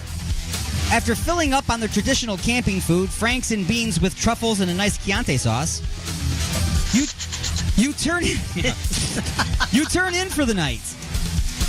In the middle of the night, you wake up to a strange humming sound. It wouldn't be the first time. Just then, the tent lights up with a green glow. You rush out of the tent in your SpongeBob pajamas to see an alien spacecraft hovering above you. Another blinding flash of light, and you are now inside the mothership. You are standing in front of a panel of aliens. One steps forward with two glowing balls. He also is carrying something in his hands. He sets the object on the ground at your feet and returns to his place on the panel. The object opens, revealing two odd-looking outfits. You are then spoken to telepathically. You hear the message in the first voice you think of. So whose voice are you hearing? Is it A, Jar Jar Binks from Star Wars? B, Kripke from The Big Bang Theory? C, Gonzo from The Muppets? Or D, what was the first voice you thought of? D. How are the aliens speaking to you in your brain? With whose voice? The first voice you thought of. Or one of those. Well, now that you're making me think of voices, I was going to go with the Gonzo one. Okay, but now you're making me think of the voices. So I got to go with Stephen Hawking. Stephen Hawking. I almost put him on the list. You almost did? I almost put him on the list because that was great. Okay, so you go with Stephen Hawking. I got to go with Stephen Hawking. All right, you got it. Oh, no, wait. I'm going back. Nope. I revoke that one. I'm going with Max Headroom. Max Headroom. Yes. Is it voice in your head? Really? Yes. Sir Martin of Mad. Is it Jar Jar Binks, Kripke, Gonzo, or someone else? I've got an idea, but I need to ask you, what was in the chili last night that makes you come up with this? Yeah. It was a lot of deliciousness in the chili. I'm just saying, that was good. Yeah. Was there any shrooms in there by any chance? No. There were no fun shrooms. No. I'm going to go with Gonzo because I like Gonzo. He's a bit weird. All right, Gonzo. So Gonzo is the voice in your head. And in your head was... Max Headroom. Max Headroom. All right, so the aliens now you got to hear this while I'm telling you. You got to hear this in your voice, and that's the voice that you're hearing in your head. The aliens tell you that they have been watching your planet for hundreds of years. And the Interstellar Supreme Advisory Committee on Universal Alien Interactions and Threat Assessment has determined that your planet will be destroyed and replaced with an intergalactic Starbucks, Dipping Dots, and Banana Republic if you do not correct the course of humanity. You will be given these 2 ability-enhancing suits and charged with the task of righting these wrongs. If you fail, your planet will become a place for space Karens to complain about their less-than-perfect lattes. First, who gets which suit? So you guys get to decide amongst yourself who gets which suit. Here are the 2 suits that are in this container in front of you to choose from. The first one is a green vinyl leisure suit with orange lapels and a monocle. The second suit is a yellow spandex unitard with feathered Elton John glasses. Oh, that one's Martin all the way. I'll wear the green leisure suit. Do you concur? Absolutely. Yes, because I totally, as soon as I said that out loud, I pictured you wearing the glasses. the Elton John glasses. Also, for the record, no matter what happens, I will make sure the Earth is destroyed because it's too far gone. It's too far gone as long as we're all right. Hey, at some point, a car is totaled. You know what I mean? At some point. That is it. I will make sure that this actually happens and the donut thing is in creation. All right, so we're going on to... Question number 2. Question number 2. That was question number 1? That was it? That was question number 1. We're just getting started on this. All right. Okay? Okay. So far, you got there? I'm dressed. You heard the aliens in your head? And I'm dressed. You got your ability enhancement suit. Okay. So, question number 2 goes like this. Just as you get ready to respectfully decline, because this sounds like something you don't want to do, you are zapped back to Earth's surface, and the ship speeds on out of sight into a cloud-covered night sky, leaving behind exhaust fumes that smell like cheese and hairspray. My favorite. You also look down and see that you are already wearing your suits. You quickly try to take them off and find that you can't remove the suits. You feel a bit of vibration in your pocket, so you reach in to retrieve a device resembling a smell phone. Resembling a cell phone or a small tablet. The screen lights up and a prompt comes on. It says, Welcome to the Ability Enhancement Suit Instructional Manual. Would you like to register this product online or by mail, or skip this step? So you skip that step, just like everybody always does. Does it come with insurance? Right. So you skip forward, of course. The next prompt asks you, what language would you like to continue in? English, Spanish, Russian, or the verbal tones and clicking of the Glockarian Ministry? After selecting English, it announces, okay, switching to the verbal tones and clicking of the Glockarian Ministry. For this moment on, you can't understand anything and can't get it to switch back. And as in every piece of software known to man, the help tab is useless. So, what do you do first? A, Google search an ability enhancement suit instructional manual in English, or maybe a YouTube video with demonstrations. B, sign up for Rosetta Stone and see if it offers a course in the Glockarian Ministry's language and all 17 dialects. C, immediately begin trying to figure out how are you going to go to the bathroom in this thing? Or D, play rock, paper, scissors to see who is going to jump off a cliff first to see if they can fly. And this time around, Sir Martin of Mad, you go first. Wow. I think C would be the more practical and the logical way of thinking, but I'm probably going with D.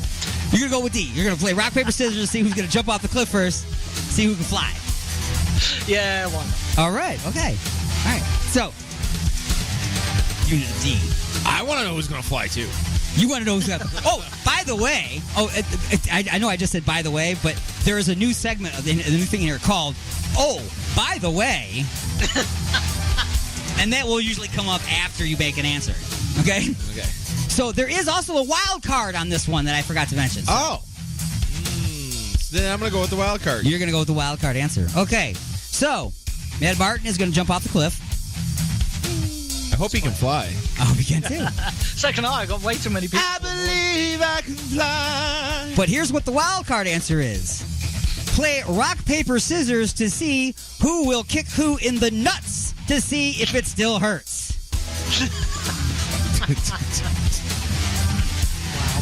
So you're either jumping off a cliff or kicking each other in the nuts to find out how it works. And oh, by the way, Glaucarians don't urinate or defecate. They excrete waste from a gill-like slit in the back of their neck. So the suit's zipper and its instructions have been removed. Sorry. That's awkward. Things are going to get real messy real quick. Real quick, we have to figure that out. Bringing us to... Question number 3. Question number 3. Question number 3 goes like this. Okay. Now you have figured out that it's hand gestures that control the suit's abilities. You have stumbled across the controls for flight and speed running. Oh, I forgot something at the end there. You did. I did. That I have to back up to... Question number 2. Question number 2. You know I got the power to turn back time. The bonus question that I forgot before I got to the... Oh, by the way, is after your first round of rock, paper, scissors... One of you shoots up into the sky and the other starts running at 100 miles per hour. Who was paper and who was scissors? I was too busy recovering for being kicked in the gingangs. Somebody was paper and somebody was scissors. I was scissors. You were scissors. So you're running at 100 miles per hour and Sir Martin of Mad is flying. Perfect. So you figured out that if you do 1, 2, 3 paper, you can fly, and you 1, 2, 3 scissors, you could run really fast. Okay? And then the oh by the way moment, and then we go to Question number 3. Question number 3. Now it makes sense when I say, oh, now you have figured out that it's hand gestures that can control the suit's abilities. You have stumbled across the controls for flight and speed running. Now it's time to start experimenting. If the aliens have been watching us for so many years, they may have designed the control gestures to mirror the ones humans use on Earth. With this new theory in place, here are the hand gestures you will be experimenting with. Okay, and then you're gonna have to come up with what you think those hand gestures will make the suit do. So, we know... I know, right? We know paper is flight. We know scissors is speed running. So, is rock a burst of super strength or forces someone to start vigorously masturbating? I'm going to go with B. So the bad guy's ready to, like, shoot a bunch of hostages and you just go, rock, in front of him, and he just drops the gun and starts... Yes. Okay. Yes, it does. What say you, D, give it? I said I don't want to play no more. Wait a minute, you know what? There's so many of them, I'm going to let him answer the rock one. I'll go to the next one for you, and we'll go back and forth. Cool. So you, what will the peace symbol do? If you hold up the peace symbol, does it A, remove aggressiveness from someone, or pokes out someone's eyes Three Stooges style? Oh, definitely poke somebody's eyes out Three Stooges style. And goes, whoa, whoa, whoa, whoa, whoa, whoa. Now, once again.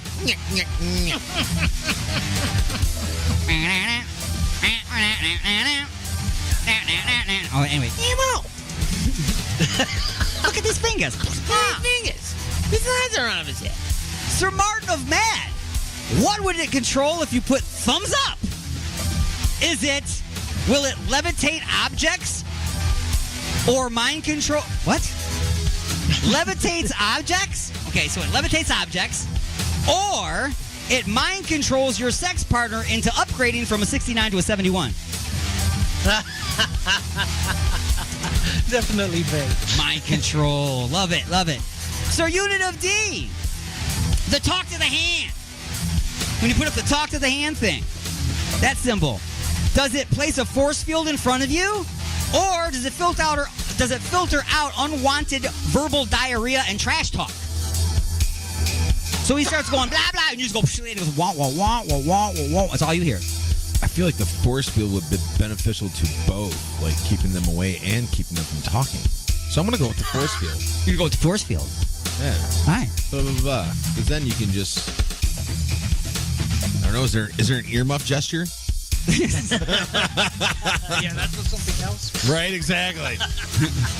Does it keep you from? so you're going to do the force field? I'm doing the force field. All right, so you can at least keep them away from me. Even if you can still hear them, at least they can't get near you. So, Sir Martin of Mad, you're going to love this one, sir. The metal horns. If you put up the metal horns, does it A, blinds a person's... What did I write here? I told you, it's a tree. To their sides. Chili. Oh, it's not blinds. There's the wrong letter there. It binds a person's arms to their sides with an unseen force. So, like, their arms go to their side and they're trapped. Or it causes uncontrollable headbanging until they black out or their neck breaks. I'm very disappointed that Dio doesn't come out from a storm and rainbow and just throw a lightning bolt at their nutsack. But I will go with B. Go with B. So basically, you put it at them like that, they start headbanging, right? And the longer you hold it there, they get crazier. So you can do it till they pass out, or you keep doing it until they break their damn neck. The head falls off, man. Wow. All right, sir, the unit. Directional pointing. Like just pointing. Okay. Instantly teleports you to the location you are pointing at, or get everyone to willingly pull your finger.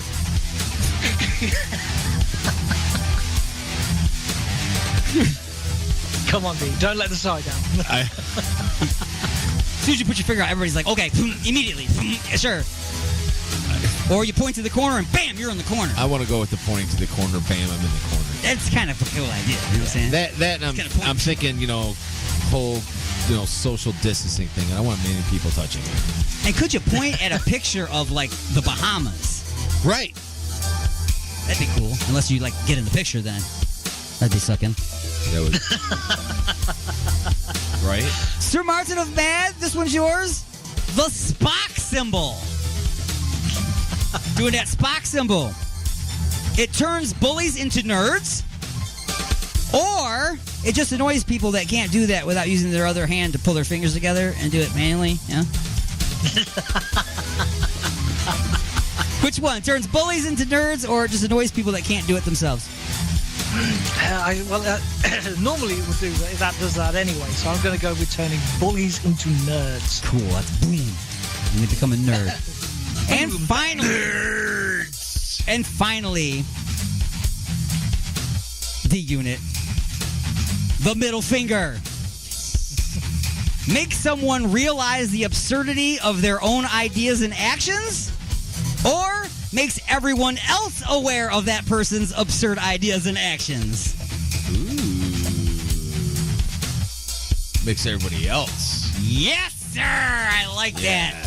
I like that thought process there. Now, everybody knows you're an arsehole. Yes!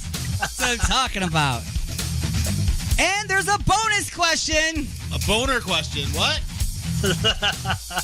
What would be the reaction to you deploying the shocker? Is it A, a lifelong companion? B, a slap in the face? C, a sexual assault charge, or D, smelly fingers?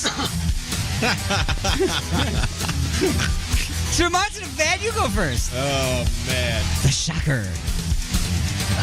Oh, wow. Can I say that again, please? What would be the reaction from your suit? Remember hand gestures. If you deployed the shocker, you know? The shocker, yeah.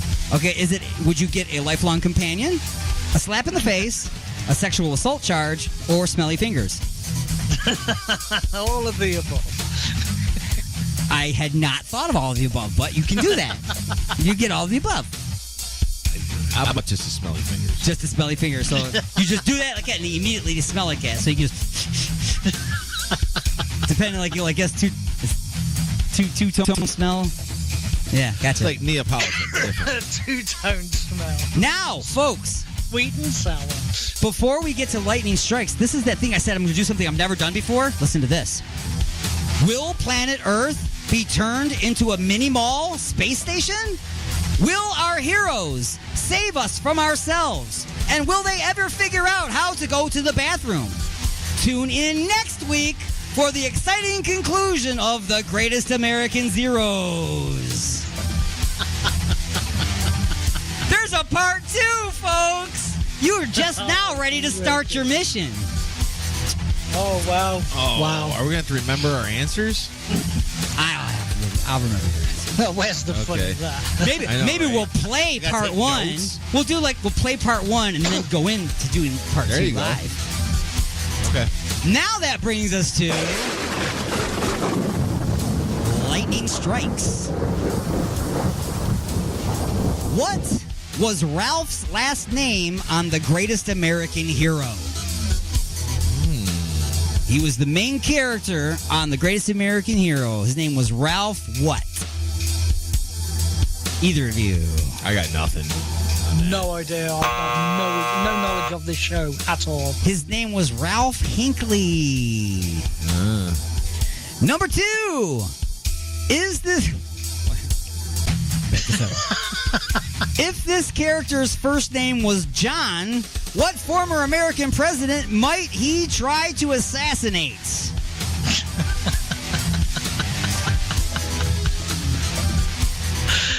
Would it be Kennedy? Wrong. John Hinckley tried to kill President Reagan. And during the show, his name was Ralph Hinckley. Then John Hinckley tried to assassinate Reagan. And then in all of the replays of that show, they made airplanes go over and stuff whenever they said his name on the show. So you couldn't hear the name Hinckley anymore on the show. Little piece of trivia for you. Number 3. What does William Catt and Ronald Reagan have in common? I'll give you one hint. What does William Catt and Ronald Reagan have in common? They're both shot. Do you know who William Catt is? No. Okay, that's the hint I'm going to give you. William Catt played the part of Ralph Hinckley as the Greatest American Hero. They're both actors. Yes, they're both actors. Good job. Number 4. Superman is faster than a locomotive, but who is best known for running? Superman is faster than a locomotive, but who is best known for running? The Flash? It would be The Flash if you're going on about DC comic characters. I really should have given you the choices, but you are correct with The Flash. Your choices were The Flash or France.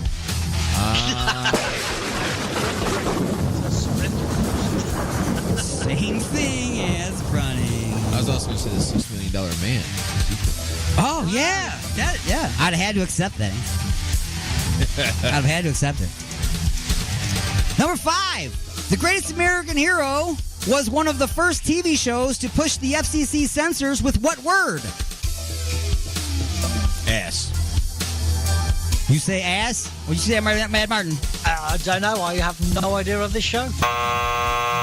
Believe it or not, the show is so old that they were pushing the envelope with damn.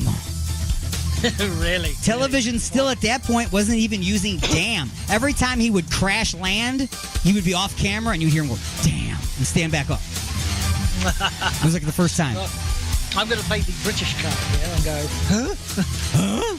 Aha. No. Number 6. On what type of what? On what type of what type of criminal? No, let me say this again because it is correct the way I'm saying it. On what type of criminal would Wonder Woman's lasso of truth be best used? On what type of criminal would Wonder Woman's lasso of truth be best used? Spy. Oh, wow. That's a good answer. That's a good answer. Some alternative mad. So many. I don't know. Don't know. The answer I chose was politician. Very good. Politician. Politician, spy, same thing. Same thing. Same thing. Number 7. True or false? Batman conveniently stores his supply of shark repellent bat spray on board the Batcopter. True.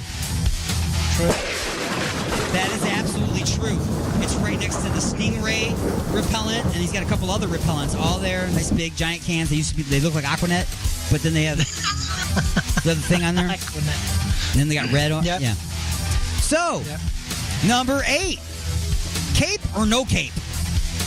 Oh, no cape. I gotta go with cape, man. Oh, I got no cape and cape. If you ever watch The Incredibles, you know. No capes. No cape, darling. It gets caught up and everything.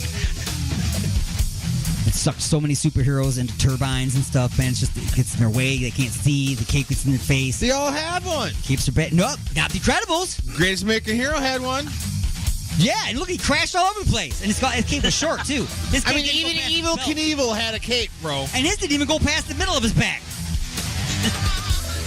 And you had Batman had one. Uh-huh. Robin had one. Mm-hmm. And Superman has one. Uh-huh. And You're naming all the ones that still live. I mean, all the other ones that you can't name off, they're all dead because they got sucked into turbines because of their capes. Well, who are those? Exactly, they're dead. We don't know who they are.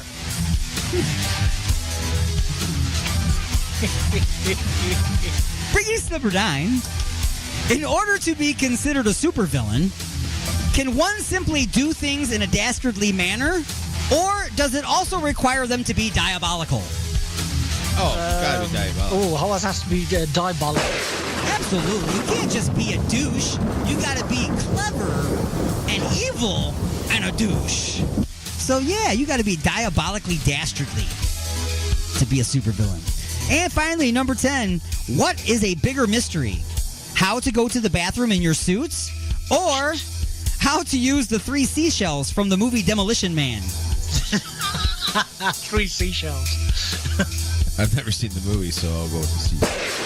I have no idea what the hell they're talking about, but I know how to pee my pants. Exactly. Okay. And that has been just a few questions. Oh, man. This is my boomstick! The views and opinions expressed in the following show do not necessarily represent those of this station or its sponsors. Come in. Here's your morning briefing, sir. Yeah, you forgot my toilet tweet. Don't you remember? You're not allowed to tweet anymore, sir. Yeah, I forgot. It's okay, sir. That's why I'm here. I hate Mondays. Not much to do when you're in the office of the former president. Well, you could always listen to the radio, sir. Ah, that's different. What's on? Oh, I don't know. Would you like me to turn it on? Why not? Got nothing better to do. It's the Monday Morning Madcast from outer space. Oh, Ditzy. Call these guys up. See if they want to interview me. It'll be huge. Resistance is futile, but you can struggle if you like. It's the attack of the Monday Morning Madcast from outer space.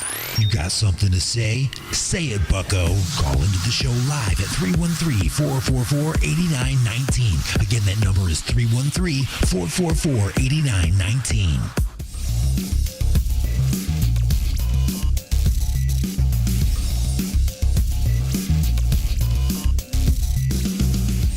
All right, welcome back. It is hour number 3 of the Attack of the Monday Morning Madcast from outer space as we're screaming through the galaxy, triple redunculous speeds. The big blue ball's getting bigger in the window. About to start beaming you freaks back aboard. On Alien X Radio, Raw Talk Online, UG Media, the Lime City Radio Network, J. Parker Radio, United Talk Radio, Sword Radio, the Western Reserve Digital Radio Network, and the IRN Internet Radio Network, and in syndication and replay around the world on stations like 920 WON The Apple, 24.7 The Stream, 97.1 KGSB-FM Get Smashed Radio, WRFN 1025, WRPR Rat Pack Radio, United Sounds Choice Radio, Prodcore Radio, Pure Rock Radio, Good Talk Radio, Mile High Radio, and K89.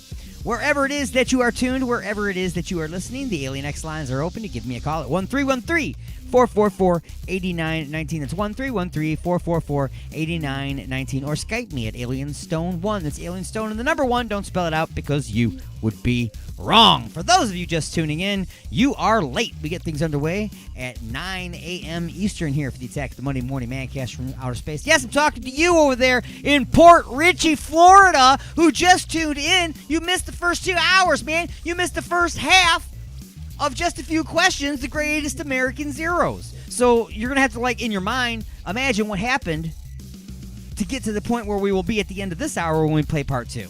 Okay, I'm just saying. Also, big shout out to everybody over there in, where is it, the Southwest Brevards County? I don't know where you're at. I'm sorry. Dallas, Texas. Of course, we're in New Jersey. And over there in Coventry, over in merry old England. And we're all over the place. I don't know what to tell you. All over Florida as well, man. Because, you know, Florida people, they really like this show. Why? Because for a minute, they can be like, oh, there's other people that are screwed up like me. Yes, I am messed up, and let's go ahead and get things underway for this hour, shall we? It was Mother's Day yesterday, so I went just digging through the hard drive to find whatever kind of mom stuff I could find, and this, of course, came from a late-night talk host. It could be late night, I don't know. I don't watch those talk hosts. Someone who used to be on Saturday Night Live, you know, blah, blah, blah. But did some mom hashtags, so I'm just going to let you listen to this for a minute, then we'll throw some music into your refrigerator holes. We'll drop you some punchlines, and then we'll bring you the conclusion of the greatest American zeros, just a few questions. So, without further delay, hashtag mom, the Attack of the Monday Morning Madcast from outer space.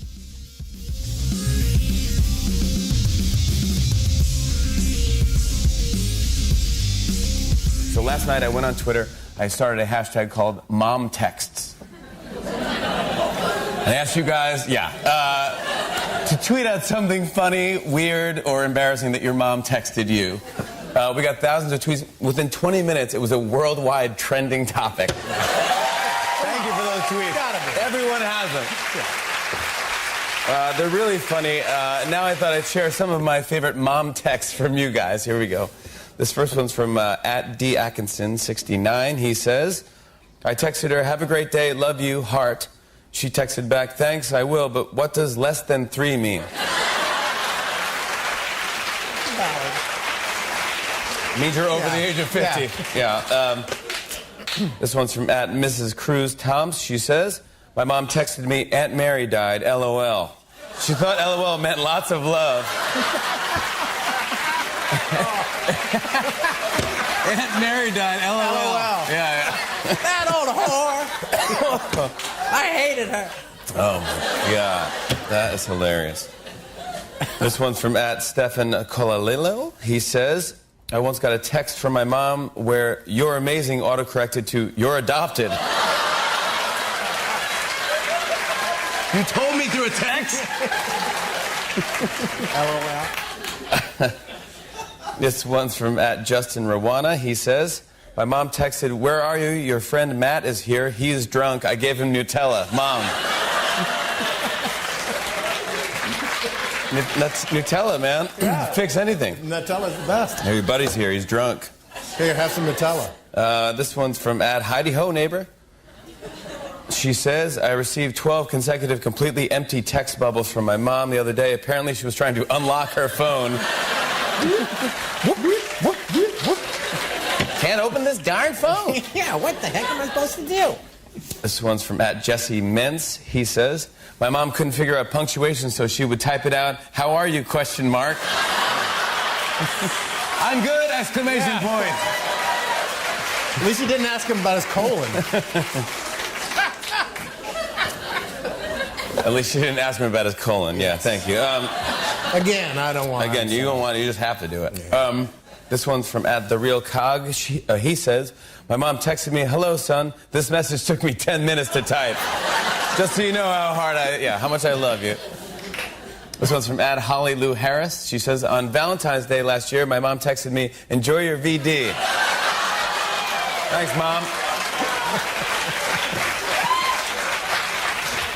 How did she know? Don't forget to STD. Save the date. Yeah. Save the date. Yeah. I got a bunch of STDs here. I got to mail them out. Put them on the fridge. This one's from @PMortSupreme. He says, my mom once texted my phone at home saying, hey, you forgot your phone at home. You have...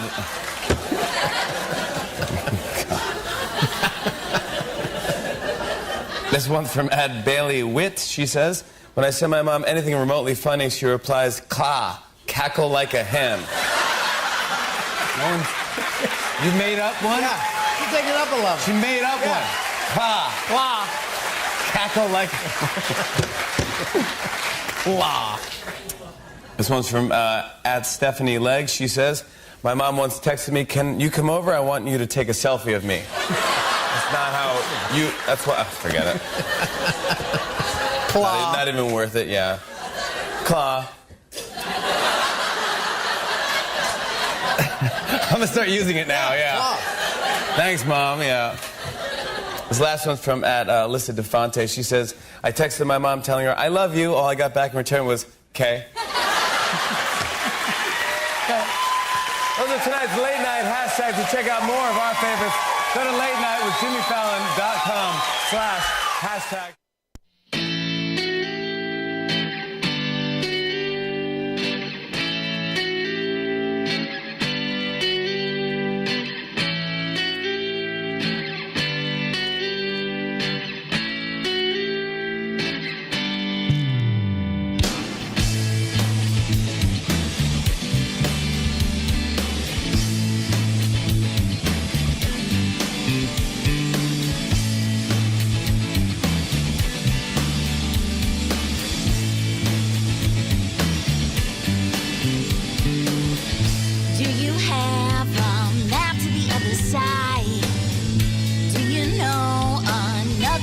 Your kind.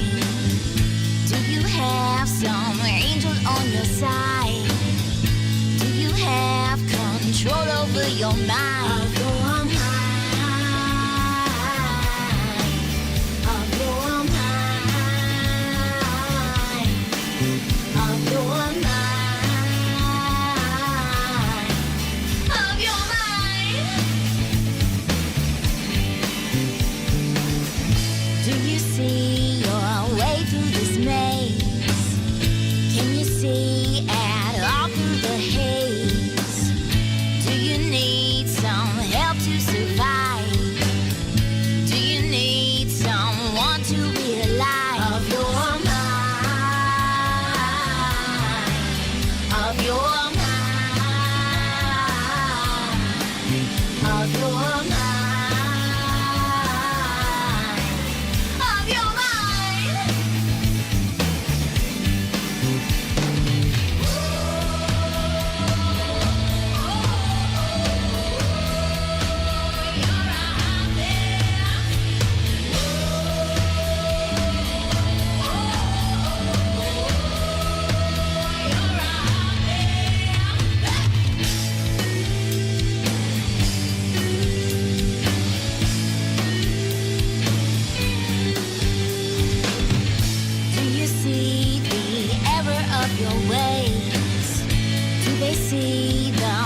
That you have made.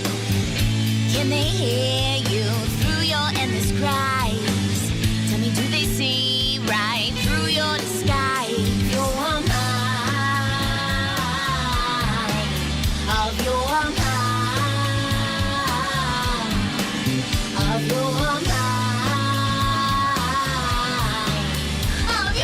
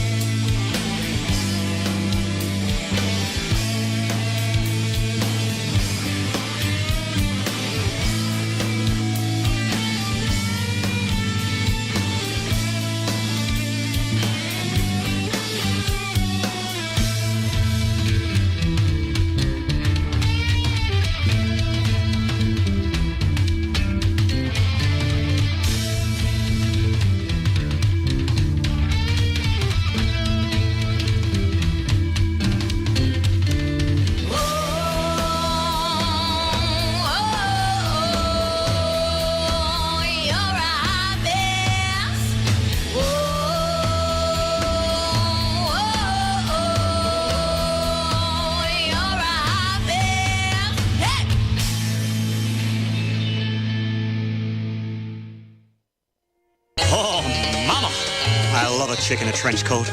You never know what they got under there, you know.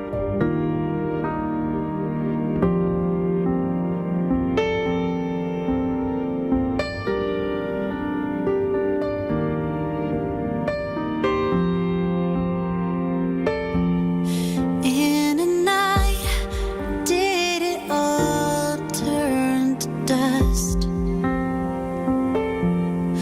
Was our love only ever really lust? Do you think I could ever be enough? Or is this obstacle just too tough? 'Cause I don't wanna lose it all. I don't wanna break from the fall. I don't think that I could survive if you don't catch me this time. Are you already gone? Was I wrong? Are you already gone? Did you mean all you ever said before?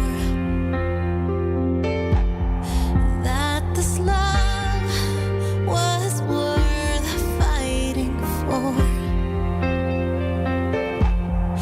Do you still see a life with me? Or have you given up on everything?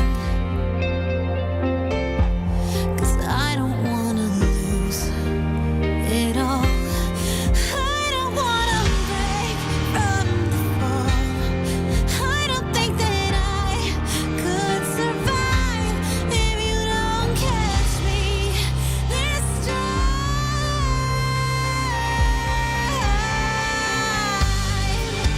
Are you already gone? Was I wrong?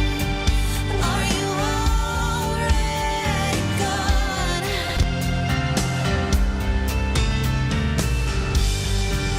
Are you already gone? Was I not the one? Are you already gone? And I once believed in a love eternally, and I thought you were the one. And if I was wrong, oh God, what have I done? I won't trust myself anymore.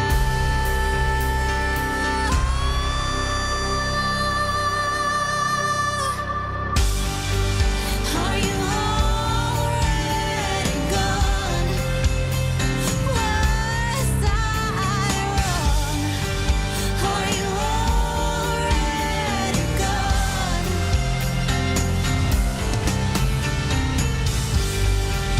Are you already gone? Please tell me I wasn't wrong. Are you already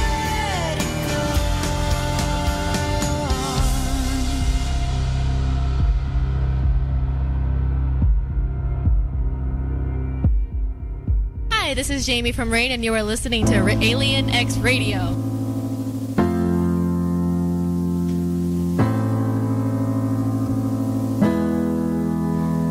I breathe you in and out comes sin. I have you running through my veins. Your venom sweet, your poison lust. You treat me with hate, yet you have all my trust. Got a trail of tears and my blood is smeared. Tore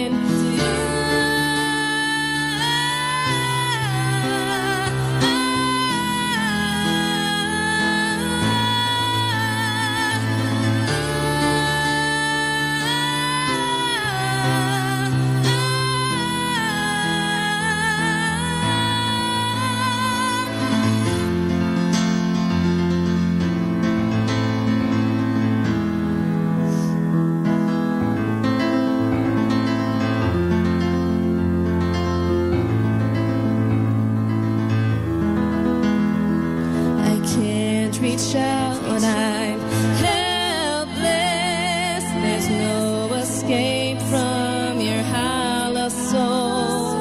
You pulled me in and you pinned me down. What once was warm is now freezing cold. Can someone hear me? I'm trapped by the heartless. I scream out in agony. I'm swallowed by the darkness.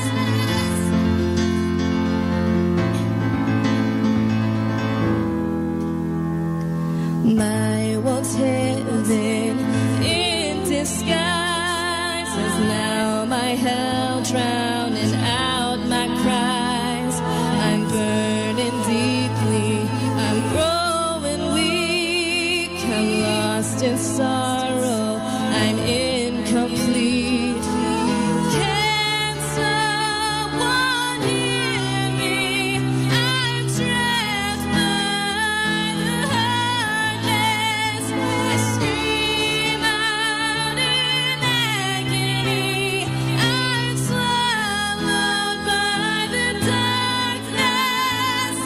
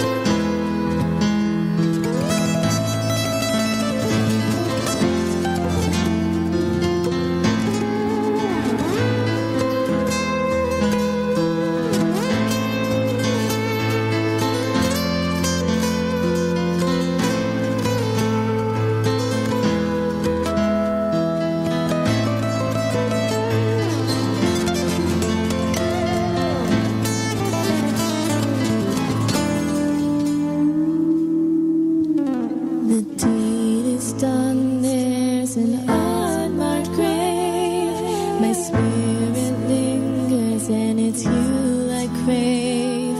I'll haunt your memories, I'm in your dreams. You'll see me standing, you'll hear my screams. Now I'm your nightmare, I'm always here. I'm your reflection in the mirror. Don't close your eyes, I'll be all you see. I'll make you feel all my agony.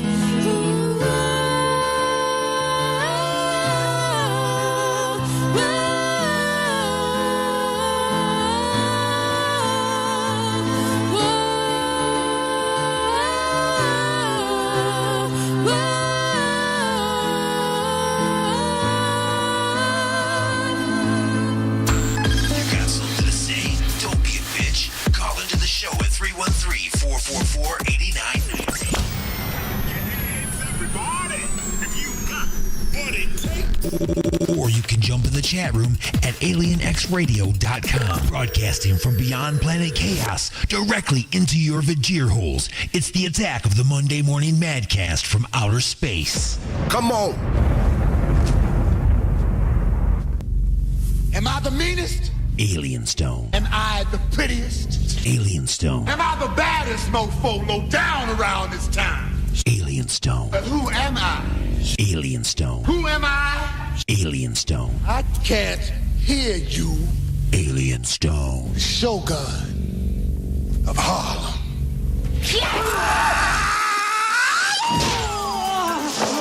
Truth be told, I've never been to Harlem, but I am Alien Stone. This is The Punchlines, being brought to you by Igor's Empire and his family of products.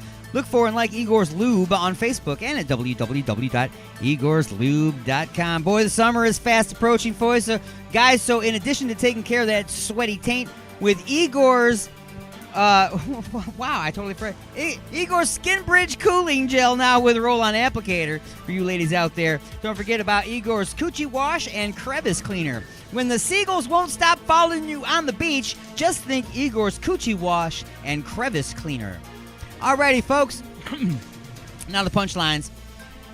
A drunk guy who wanted a burger from McDonald's but didn't want to catch a DUI decided he was going to walk to McDonald's. The problem is, it's late at night and the inside is closed. You can only use the drive-thru. The law clearly states, folks, you're not allowed to walk through a drive-thru. It's a safety issue. You could get killed, crushed, smashed into, cars, whatever. Besides, you're stupid drunk. Anyway, so he tries to fool the people inside. When he walks up to the speaker, he moves around a little bit to get the little thing to tell them that there's something at the window. I guess they don't realize that there's a camera also. And starts promptly making vroom vroom sounds. Vroom, vroom, vroom, vroom. Vroom, bum, bum, bum, bum, bum, bum, bum, bum, bum, trying to fool the people inside. Now, we know that most of the people inside aren't necessarily genius level people. They are not great thinkers of the world. They have trouble putting things in the bag that are supposed to be there. They have trouble counting back change. But I'm pretty sure that they can tell that you are going vroom vroom and it's not an actual car. Not to mention, there's a camera pointing and we can see you vroom vroom vrooming at the speaker. So, sir, you are the weakest link. Goodbye. Yes, goodbye. Also, I just wanted to mention this real quick, folks. Got into a discussion with somebody about their shipping through Amazon. And they were mentioning how I pay for this service. And whenever they're a day late, I should get mad. I should get 1 or 2 shipping, and I should get money off of my shipping and all that because I pay for it. Well, you are right.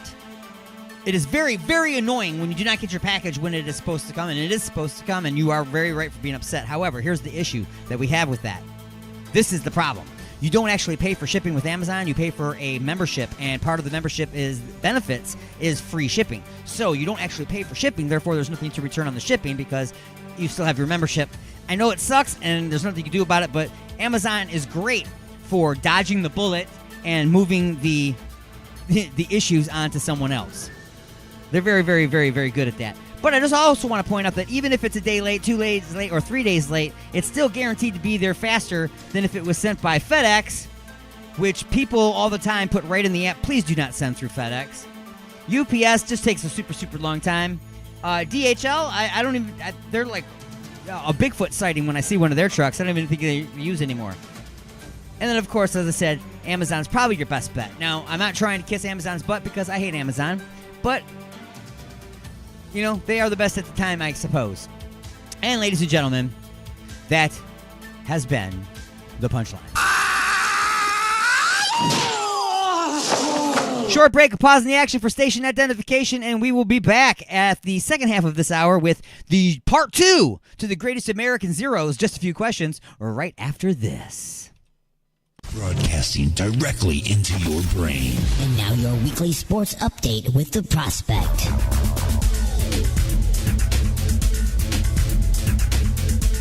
Welcome to an all-new weekly sports update with the Prospect on Alien X Radio. Yes, I understand they're already new. I'm just running out of openings. UFC 274 was full of drama and excitement as new champions were crowned. Carla Esparza defeated Rose Namajunas by split decision to win the UFC strawweight title. The judges favored Esparza 2-1 over the former champion in a fight that was lackluster to say the least. Neither fighter took notable control of the bout at any point, showing lack of confidence in takedown attempt and ring control. Safe to say the front office won't be happy with how their fight ended. Also, Charles Oliveira won and lost at the same time in his fight against Justin Gaethje on Saturday. The lightweight fighter failed to make weight prior to the encounter, thus disqualifying him from winning the lightweight championship should he win. One rear naked choke submission in the first round later, and he becomes a champion without a title. It kind of makes for a good storyline, if the UFC actually did that sort of thing. But the showstopper of the night was Michael Chandler's destructive victory over Tony Ferguson. Chandler needed 17 seconds of round 2 to deliver what could be the most devastating front kick in history on Ferguson's chin and win the bout. Well, tune in next week for more sports. For Alien X Radio, I'm the Prospect saying until next time, Prospect out.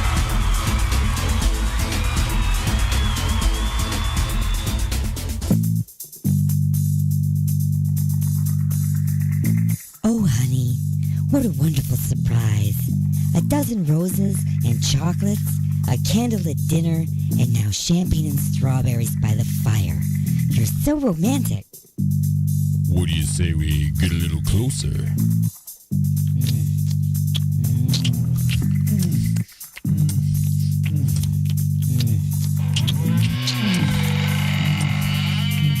Igor? That's right, Igor here with the final ingredient for love. Igor's lube? Nothing gets things moving and grooving like my lube, and it prevents chafing. Thanks, Igor.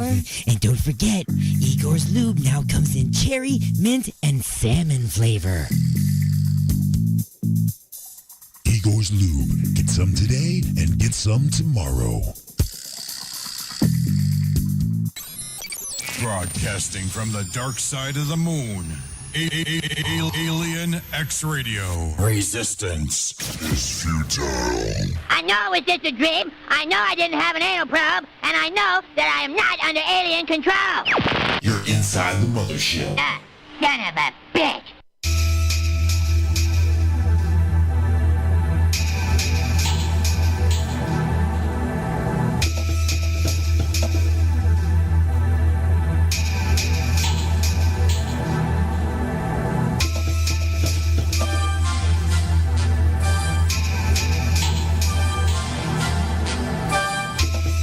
And now it's time to answer just a few questions.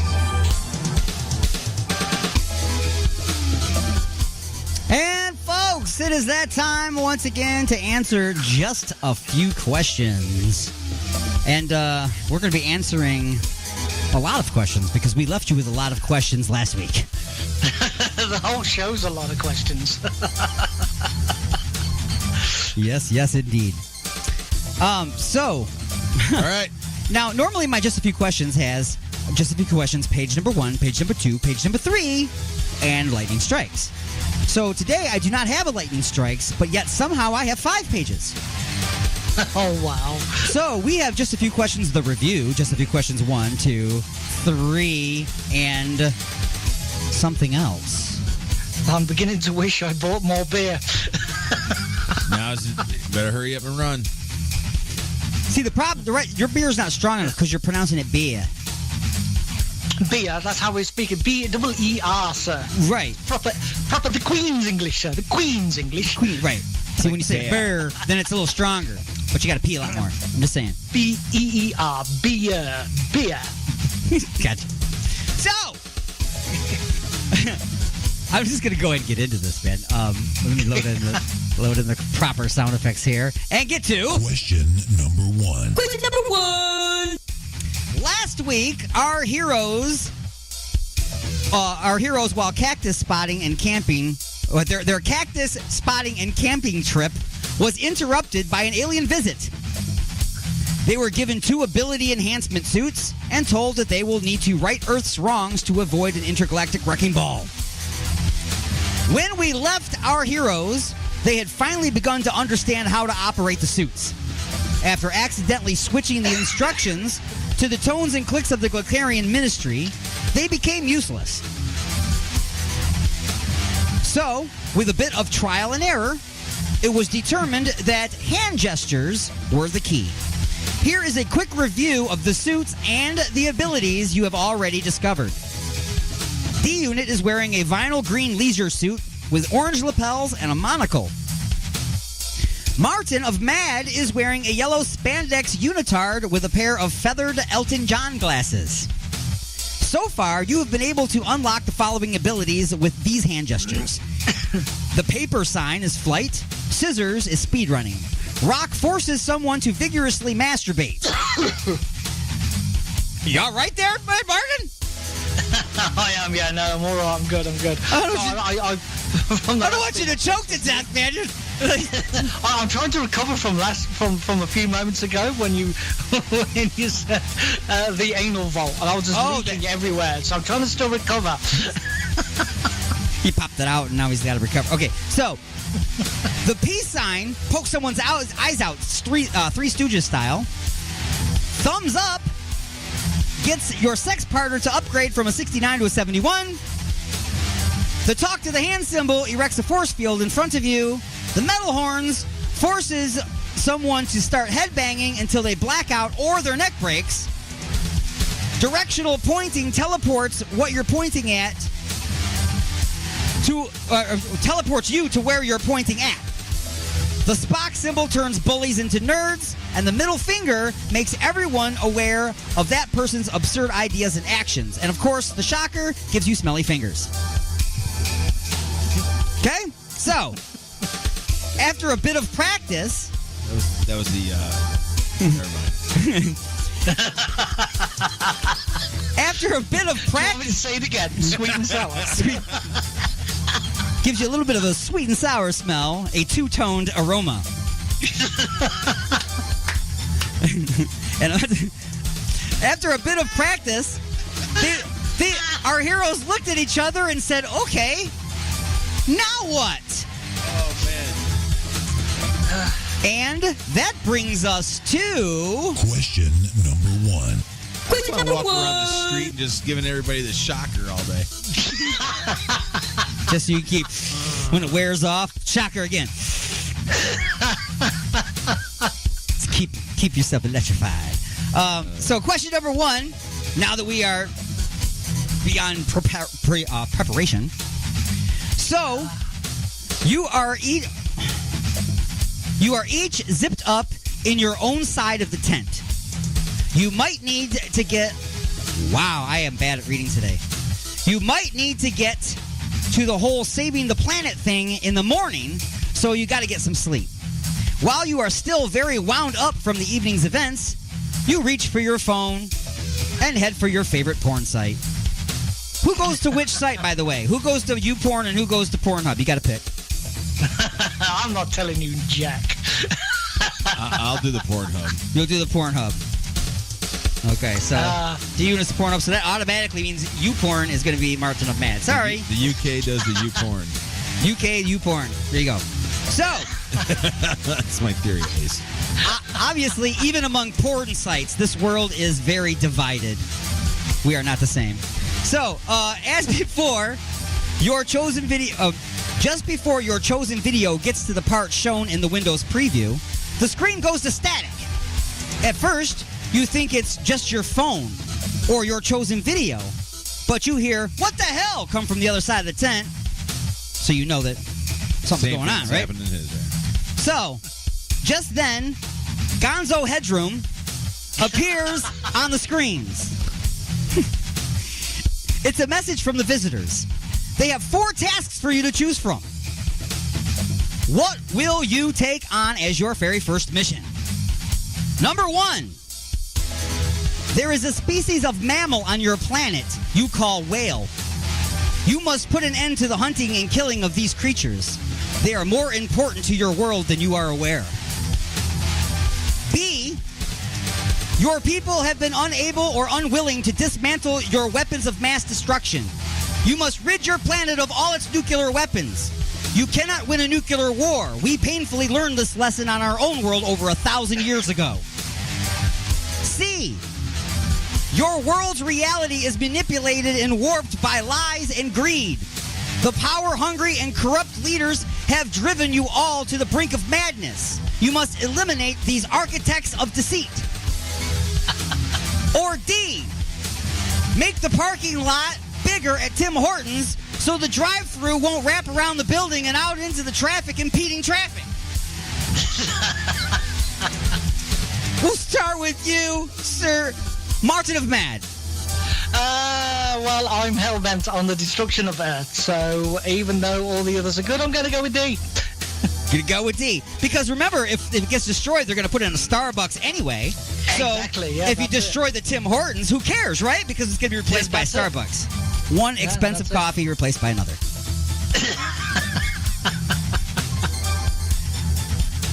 to Mr. D Unit. Which one would you want to do first? What was the second one? Your people have been unable or unwilling to dismantle your nuclear weapons. See, the whale thing's got me thinking. Because maybe, the whales communicating, in their little high-pitched little thing. They're talking with aliens and stuff like that. Okay, I know where this is going. So, D, have you ever watched any of the Star Trek movies?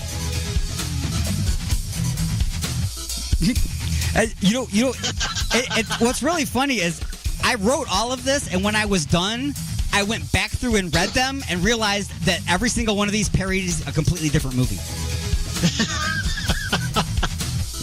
So yes, that pretty much is the plot of one of the Star Trek movies. Go back in time and save the whales. Or you just got to save the whales today. I'm gonna go with the weapons of mass destruction. You're going to eliminate those weapons of mass destruction first. Yeah. Well, that's boring. That's fine. Boring. All right. I'm not worried about the whales at this point now because now you guys got me thinking of Star Trek.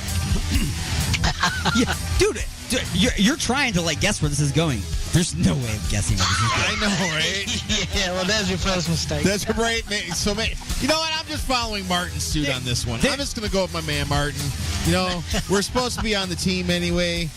Superhero sidekick. I don't know who's who. So you're both just going to make the parking lot bigger? Yeah. Both of us are each other's sidekicks. All right.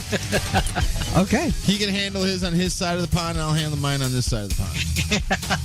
And now this is the only way you could ever prepare for just a few questions because I gave you a little heads up on this one. The bonus question is, Clark Kent is Superman, Peter Parker is Spider-Man, and Bruce Wayne is Batman. So what name will you go by? Sir Martin and Bad. I am Glamfeather because of the glasses and the feathers. Glamfeather. He is Glamfeather. And that's how he will say it every time he enters the room. I am Glamfeather. And the fact that I'm in a budgie suit as well, which is quite awkward with the budgie smuggler. Behold my codpiece. Exactly. It stuns the enemy for at least 2 minutes in disgust. Behold my codpiece and disco balls. I was just going to go with D Pimpin'. D Pimpin'. D Pimpin'. Nice. Good. I'm with that. Ow. Dear. Drop my pen. Great radio when you drop your pen. So, Glamfeather and D Pimpin' are our heroes. D Pimpin'! And I know this is crazy. This is crazy that I'm just now hitting this, but that brings us to... Question number 2. Question number 2! Question number 2! Okay. Just like in everything else, you were given a choice, but not really. Right? The visitors did not give you a list to choose from, but a honey-do list. And they must all be done. So, now that all the coffee-addicted zombies are out of the street, and people who actually know how to brew their own coffee at home can get to work, you flip the Spock symbol at all of the whaling ships, turning those bullies into nerds. And as nerds do, they started researching and looking for ways to communicate with the ancient sea creatures rather than murdering them and turning them into soap and lubricants. That's what Igor's Lube is for. Look for and like Igor's Lube on Facebook or at www.igorslube.com. Shameless plug, but excellently. It's not shameless. I'm very ashamed. I'm very ashamed. Brilliant. Now it's time to go nuclear. How will you rid the world of its nuclear weapons? A, your first choice is make appointments to speak with the world leaders and hold international conferences to discuss the world's economic and human rights benefits to a nuclear weapon-free society. Then begin to build an agreement to systematically dismantle the physical missiles and weapon centers over an agreed length of time while allowing transparency and international inspectors access to all areas of interest with or without advance notice. B, fly around the world, directionally pointing at all of the missiles, and then pointing at the sun to teleport them off the planet, hoping that the International Nuclear Missile Silo map that you got on eBay is correct and complete. Or C, give the world... What? Why is the word... There's a whole word in here that doesn't belong here.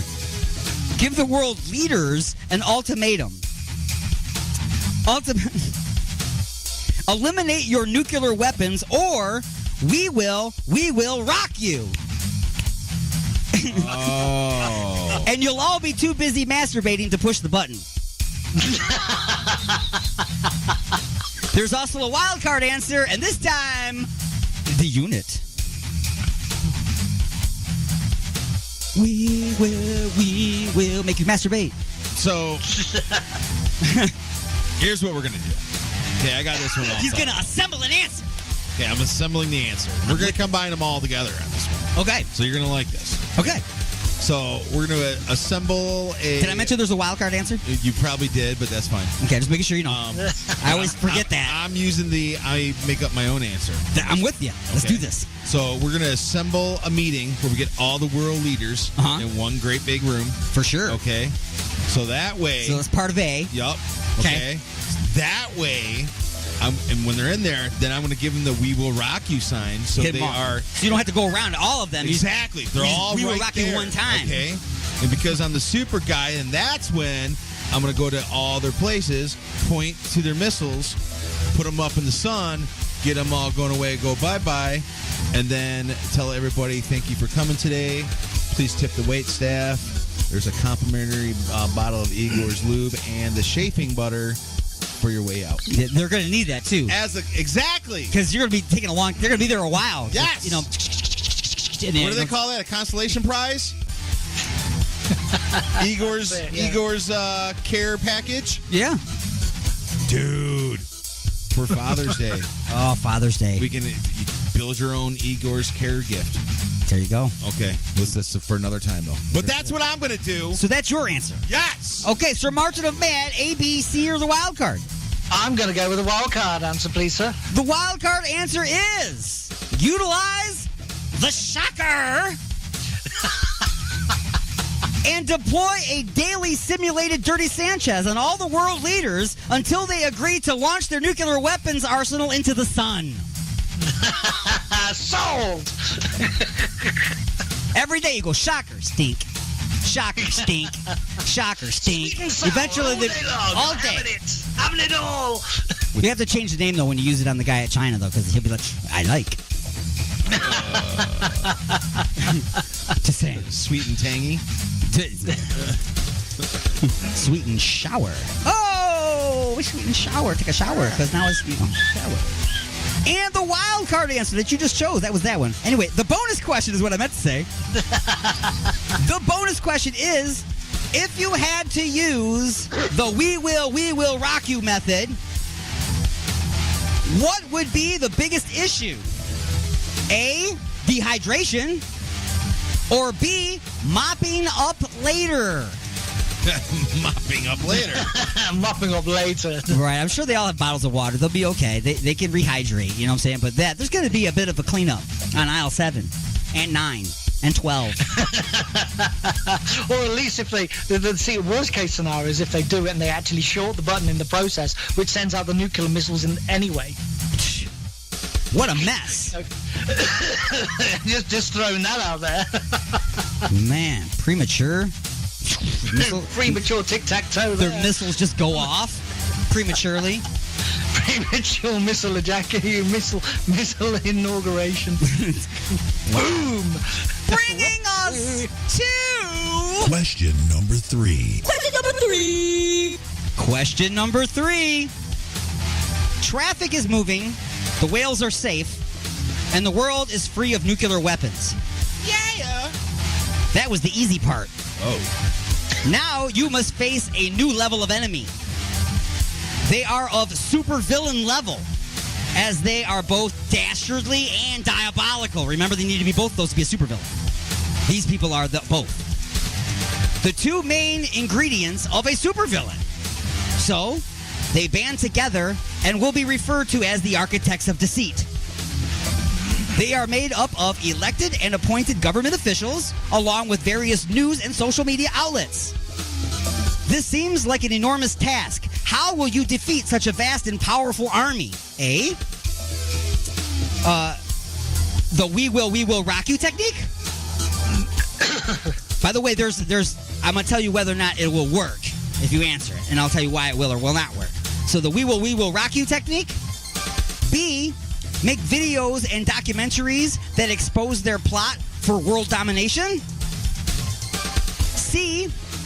Paper flight to Washington, D.C., scissor run up to the Capitol steps, we will rock you to the guards, walking past them as they whack themselves silly, directional point the main chamber doors and teleport them down the hall, step into the room, and give everybody the finger.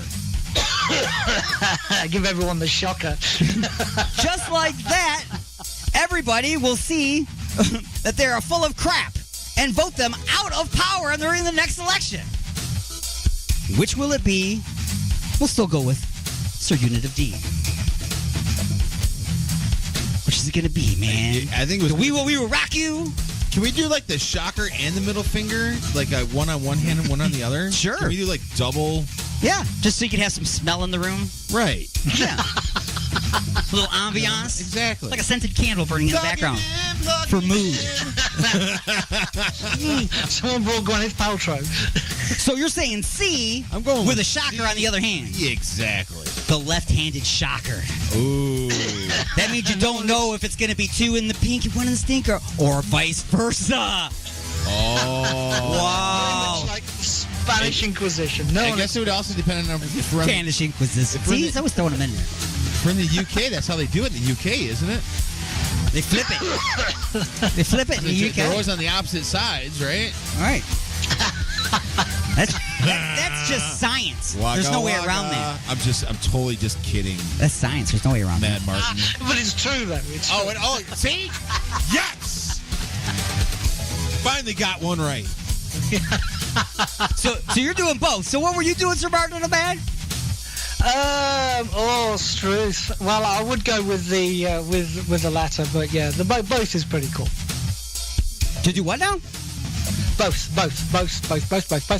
All three, you mean? It's the we will rock you, make videos and documentaries, or... Oh, no. The three with the middle finger and the shocker. Oh, so, okay, I kept saying all that. Okay. So the reason why, if you had chosen A, it would have been no, that wouldn't work, because that was the we will rock you technique. And nope, the government officials have been around so very long that most of those parts don't work anymore. Okay, so they won't be able to do anything down there. Just be like flaccid, swinging back and forth. It'd be more like spanking a rope. I don't know. It'd be awful. They're all soulless, emotionless creatures. Exactly. It's a dead snake, and he's bad. Spanking. That's why they want to shaft everyone else, because they can't do it themselves. That's right. And making videos and documentaries that expose their plot for world domination. Nobody got time for that. That won't work anyway, because who will see them after the media outlets delete and block you and remove the truth? So that won't work either. They're doing a regular. Nobody got time for that. So my answer would have been C, and all you did was add the shocker, so ding, ding, ding, y'all win. Yeah. But question number 2 continues. Uh-oh. Without government support, the news outlets run away or go back to reporting the truth. But the social media giants are still a threat. After taking a break for tacos and lemonade, you discover another of the suit's abilities. If you make a hand shadow puppet, the puppet will jump up off of the wall and become a temporary sidekick in battle. This is great because, as you know, nothing is more terrifying to a social media coding technician than an army of bunny-head shadow puppet warriors. All the social media minion were of no challenge. But now you face the ultimate supervillain, Emperor Zuckerberg, of the Facebook Intellectual Enforcement Ministry. This will be the battle that saves or destroys the world. as you know it. The ominous emperor stands before you, pale-faced and without emotions. He speaks. I knew this day would come. I will not allow my absolute power to be diluted by the like of you and something as trivial as the truth. And now you will die. And that brings us to the final battle against Emperor Zuckerberg. Just then, Emperor Zuckerberg begins deleting your posts and videos. He claims copyright and community standards violations, but has no evidence and offers you no way to show your own in defense. This makes for a weak tactic. What will you do to respond? Given the government official, the finger seemed to work, so you try that at first. The emperor looks right at your finger and laughs. Why do you think this has no effect on him? A, he has already encapsulated you in a shield of otherwise known as Facebook jail, so no one can see you giving him the finger or even your latest cat video. Or B, his fact checkers protect him with a BS bubble. It converts and manipulates and bounces back the information, making to his zombies, making it look like you're the crazy person. So which is the reason do you think? Second one. So his fact checkers protect him with a BS bubble that converts, manipulates, and bounces back information, making his zombie army of followers think that you are the crazy one. Yep. That's it. Yeah, that's it. Is it also not too far from the truth? No, there's no truth to just a few questions ever. We don't do that. So, you both answered that one. So quickly, start creating as many shadow puppets. You quickly start creating as many shadow puppet sidekick warriors as you can. But they all disappear as they approach the Emperor's dark soul. He again laughs, saying, "A shadow cannot exist in the darkness of my existence." He then begins deleting your family photos and memories. Maybe you can hit him up. Maybe you can hit him with the devil horns. You don't break the fool's neck. So you both try it. Also, has no effect. Why do you think he is immune to the devil horns? Is it A, his Facebook algorithms filter out music and copywritten material? If you do not own the rights to the material, you cannot use it on the Emperor or on Facebook, on the Facebook ministry. Or B, Emperor Zuckerberg has never heard of music. B. Smart enough man says it. He's never heard of music. I'm going with B too. B, he never heard of music. He's like, I don't know what this is. It has no effect on me. My brain can't even calculate what it is. Okay, so nothing seems to be working. What will you do? Oh, excuse me. This is like a script now. What will you do? Martin shouts, "What if we cross the streams?" You know, like in Ghostbusters. D-Unit yells, "But didn't Egon say that would be bad?" Martin says, "Bad means good, right?" D-Unit says, "Only when it is. Let's do this." So you each toss up the devil horns and then cross wrists, making the double X devil horns. What happens? A, nothing. He deletes your Facebook accounts and the alien bulldozer, and the aliens bulldoze the entire planet. The end. Or B, a crack of thunder echoes. A hole opens in the clouds above. A storming rainbow gleams from within. Dio slides down the rainbow and with a screaming high note conjures a lightning bolt and launches it at the Emperor's nutsack, turning him into a genderless zombie, thereby releasing the planet from the grip of the architects of deceit and freeing the people that inhabit it. At last.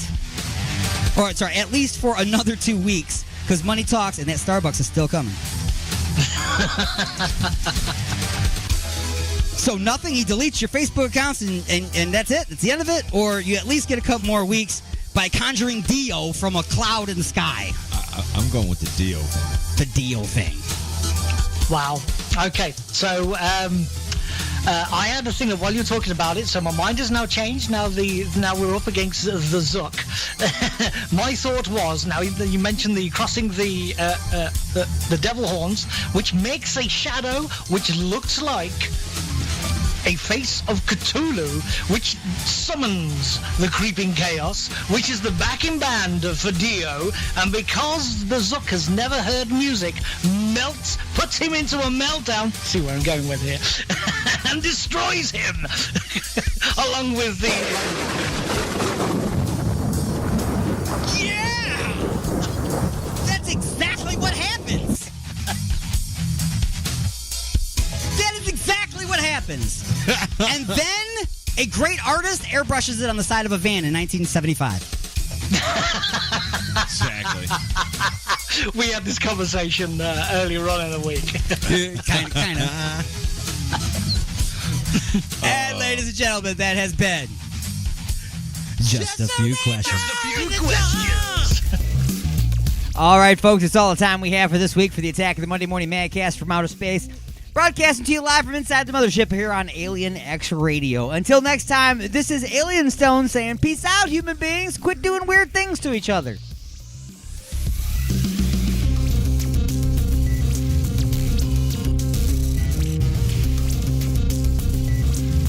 Stupid! You're so stupid!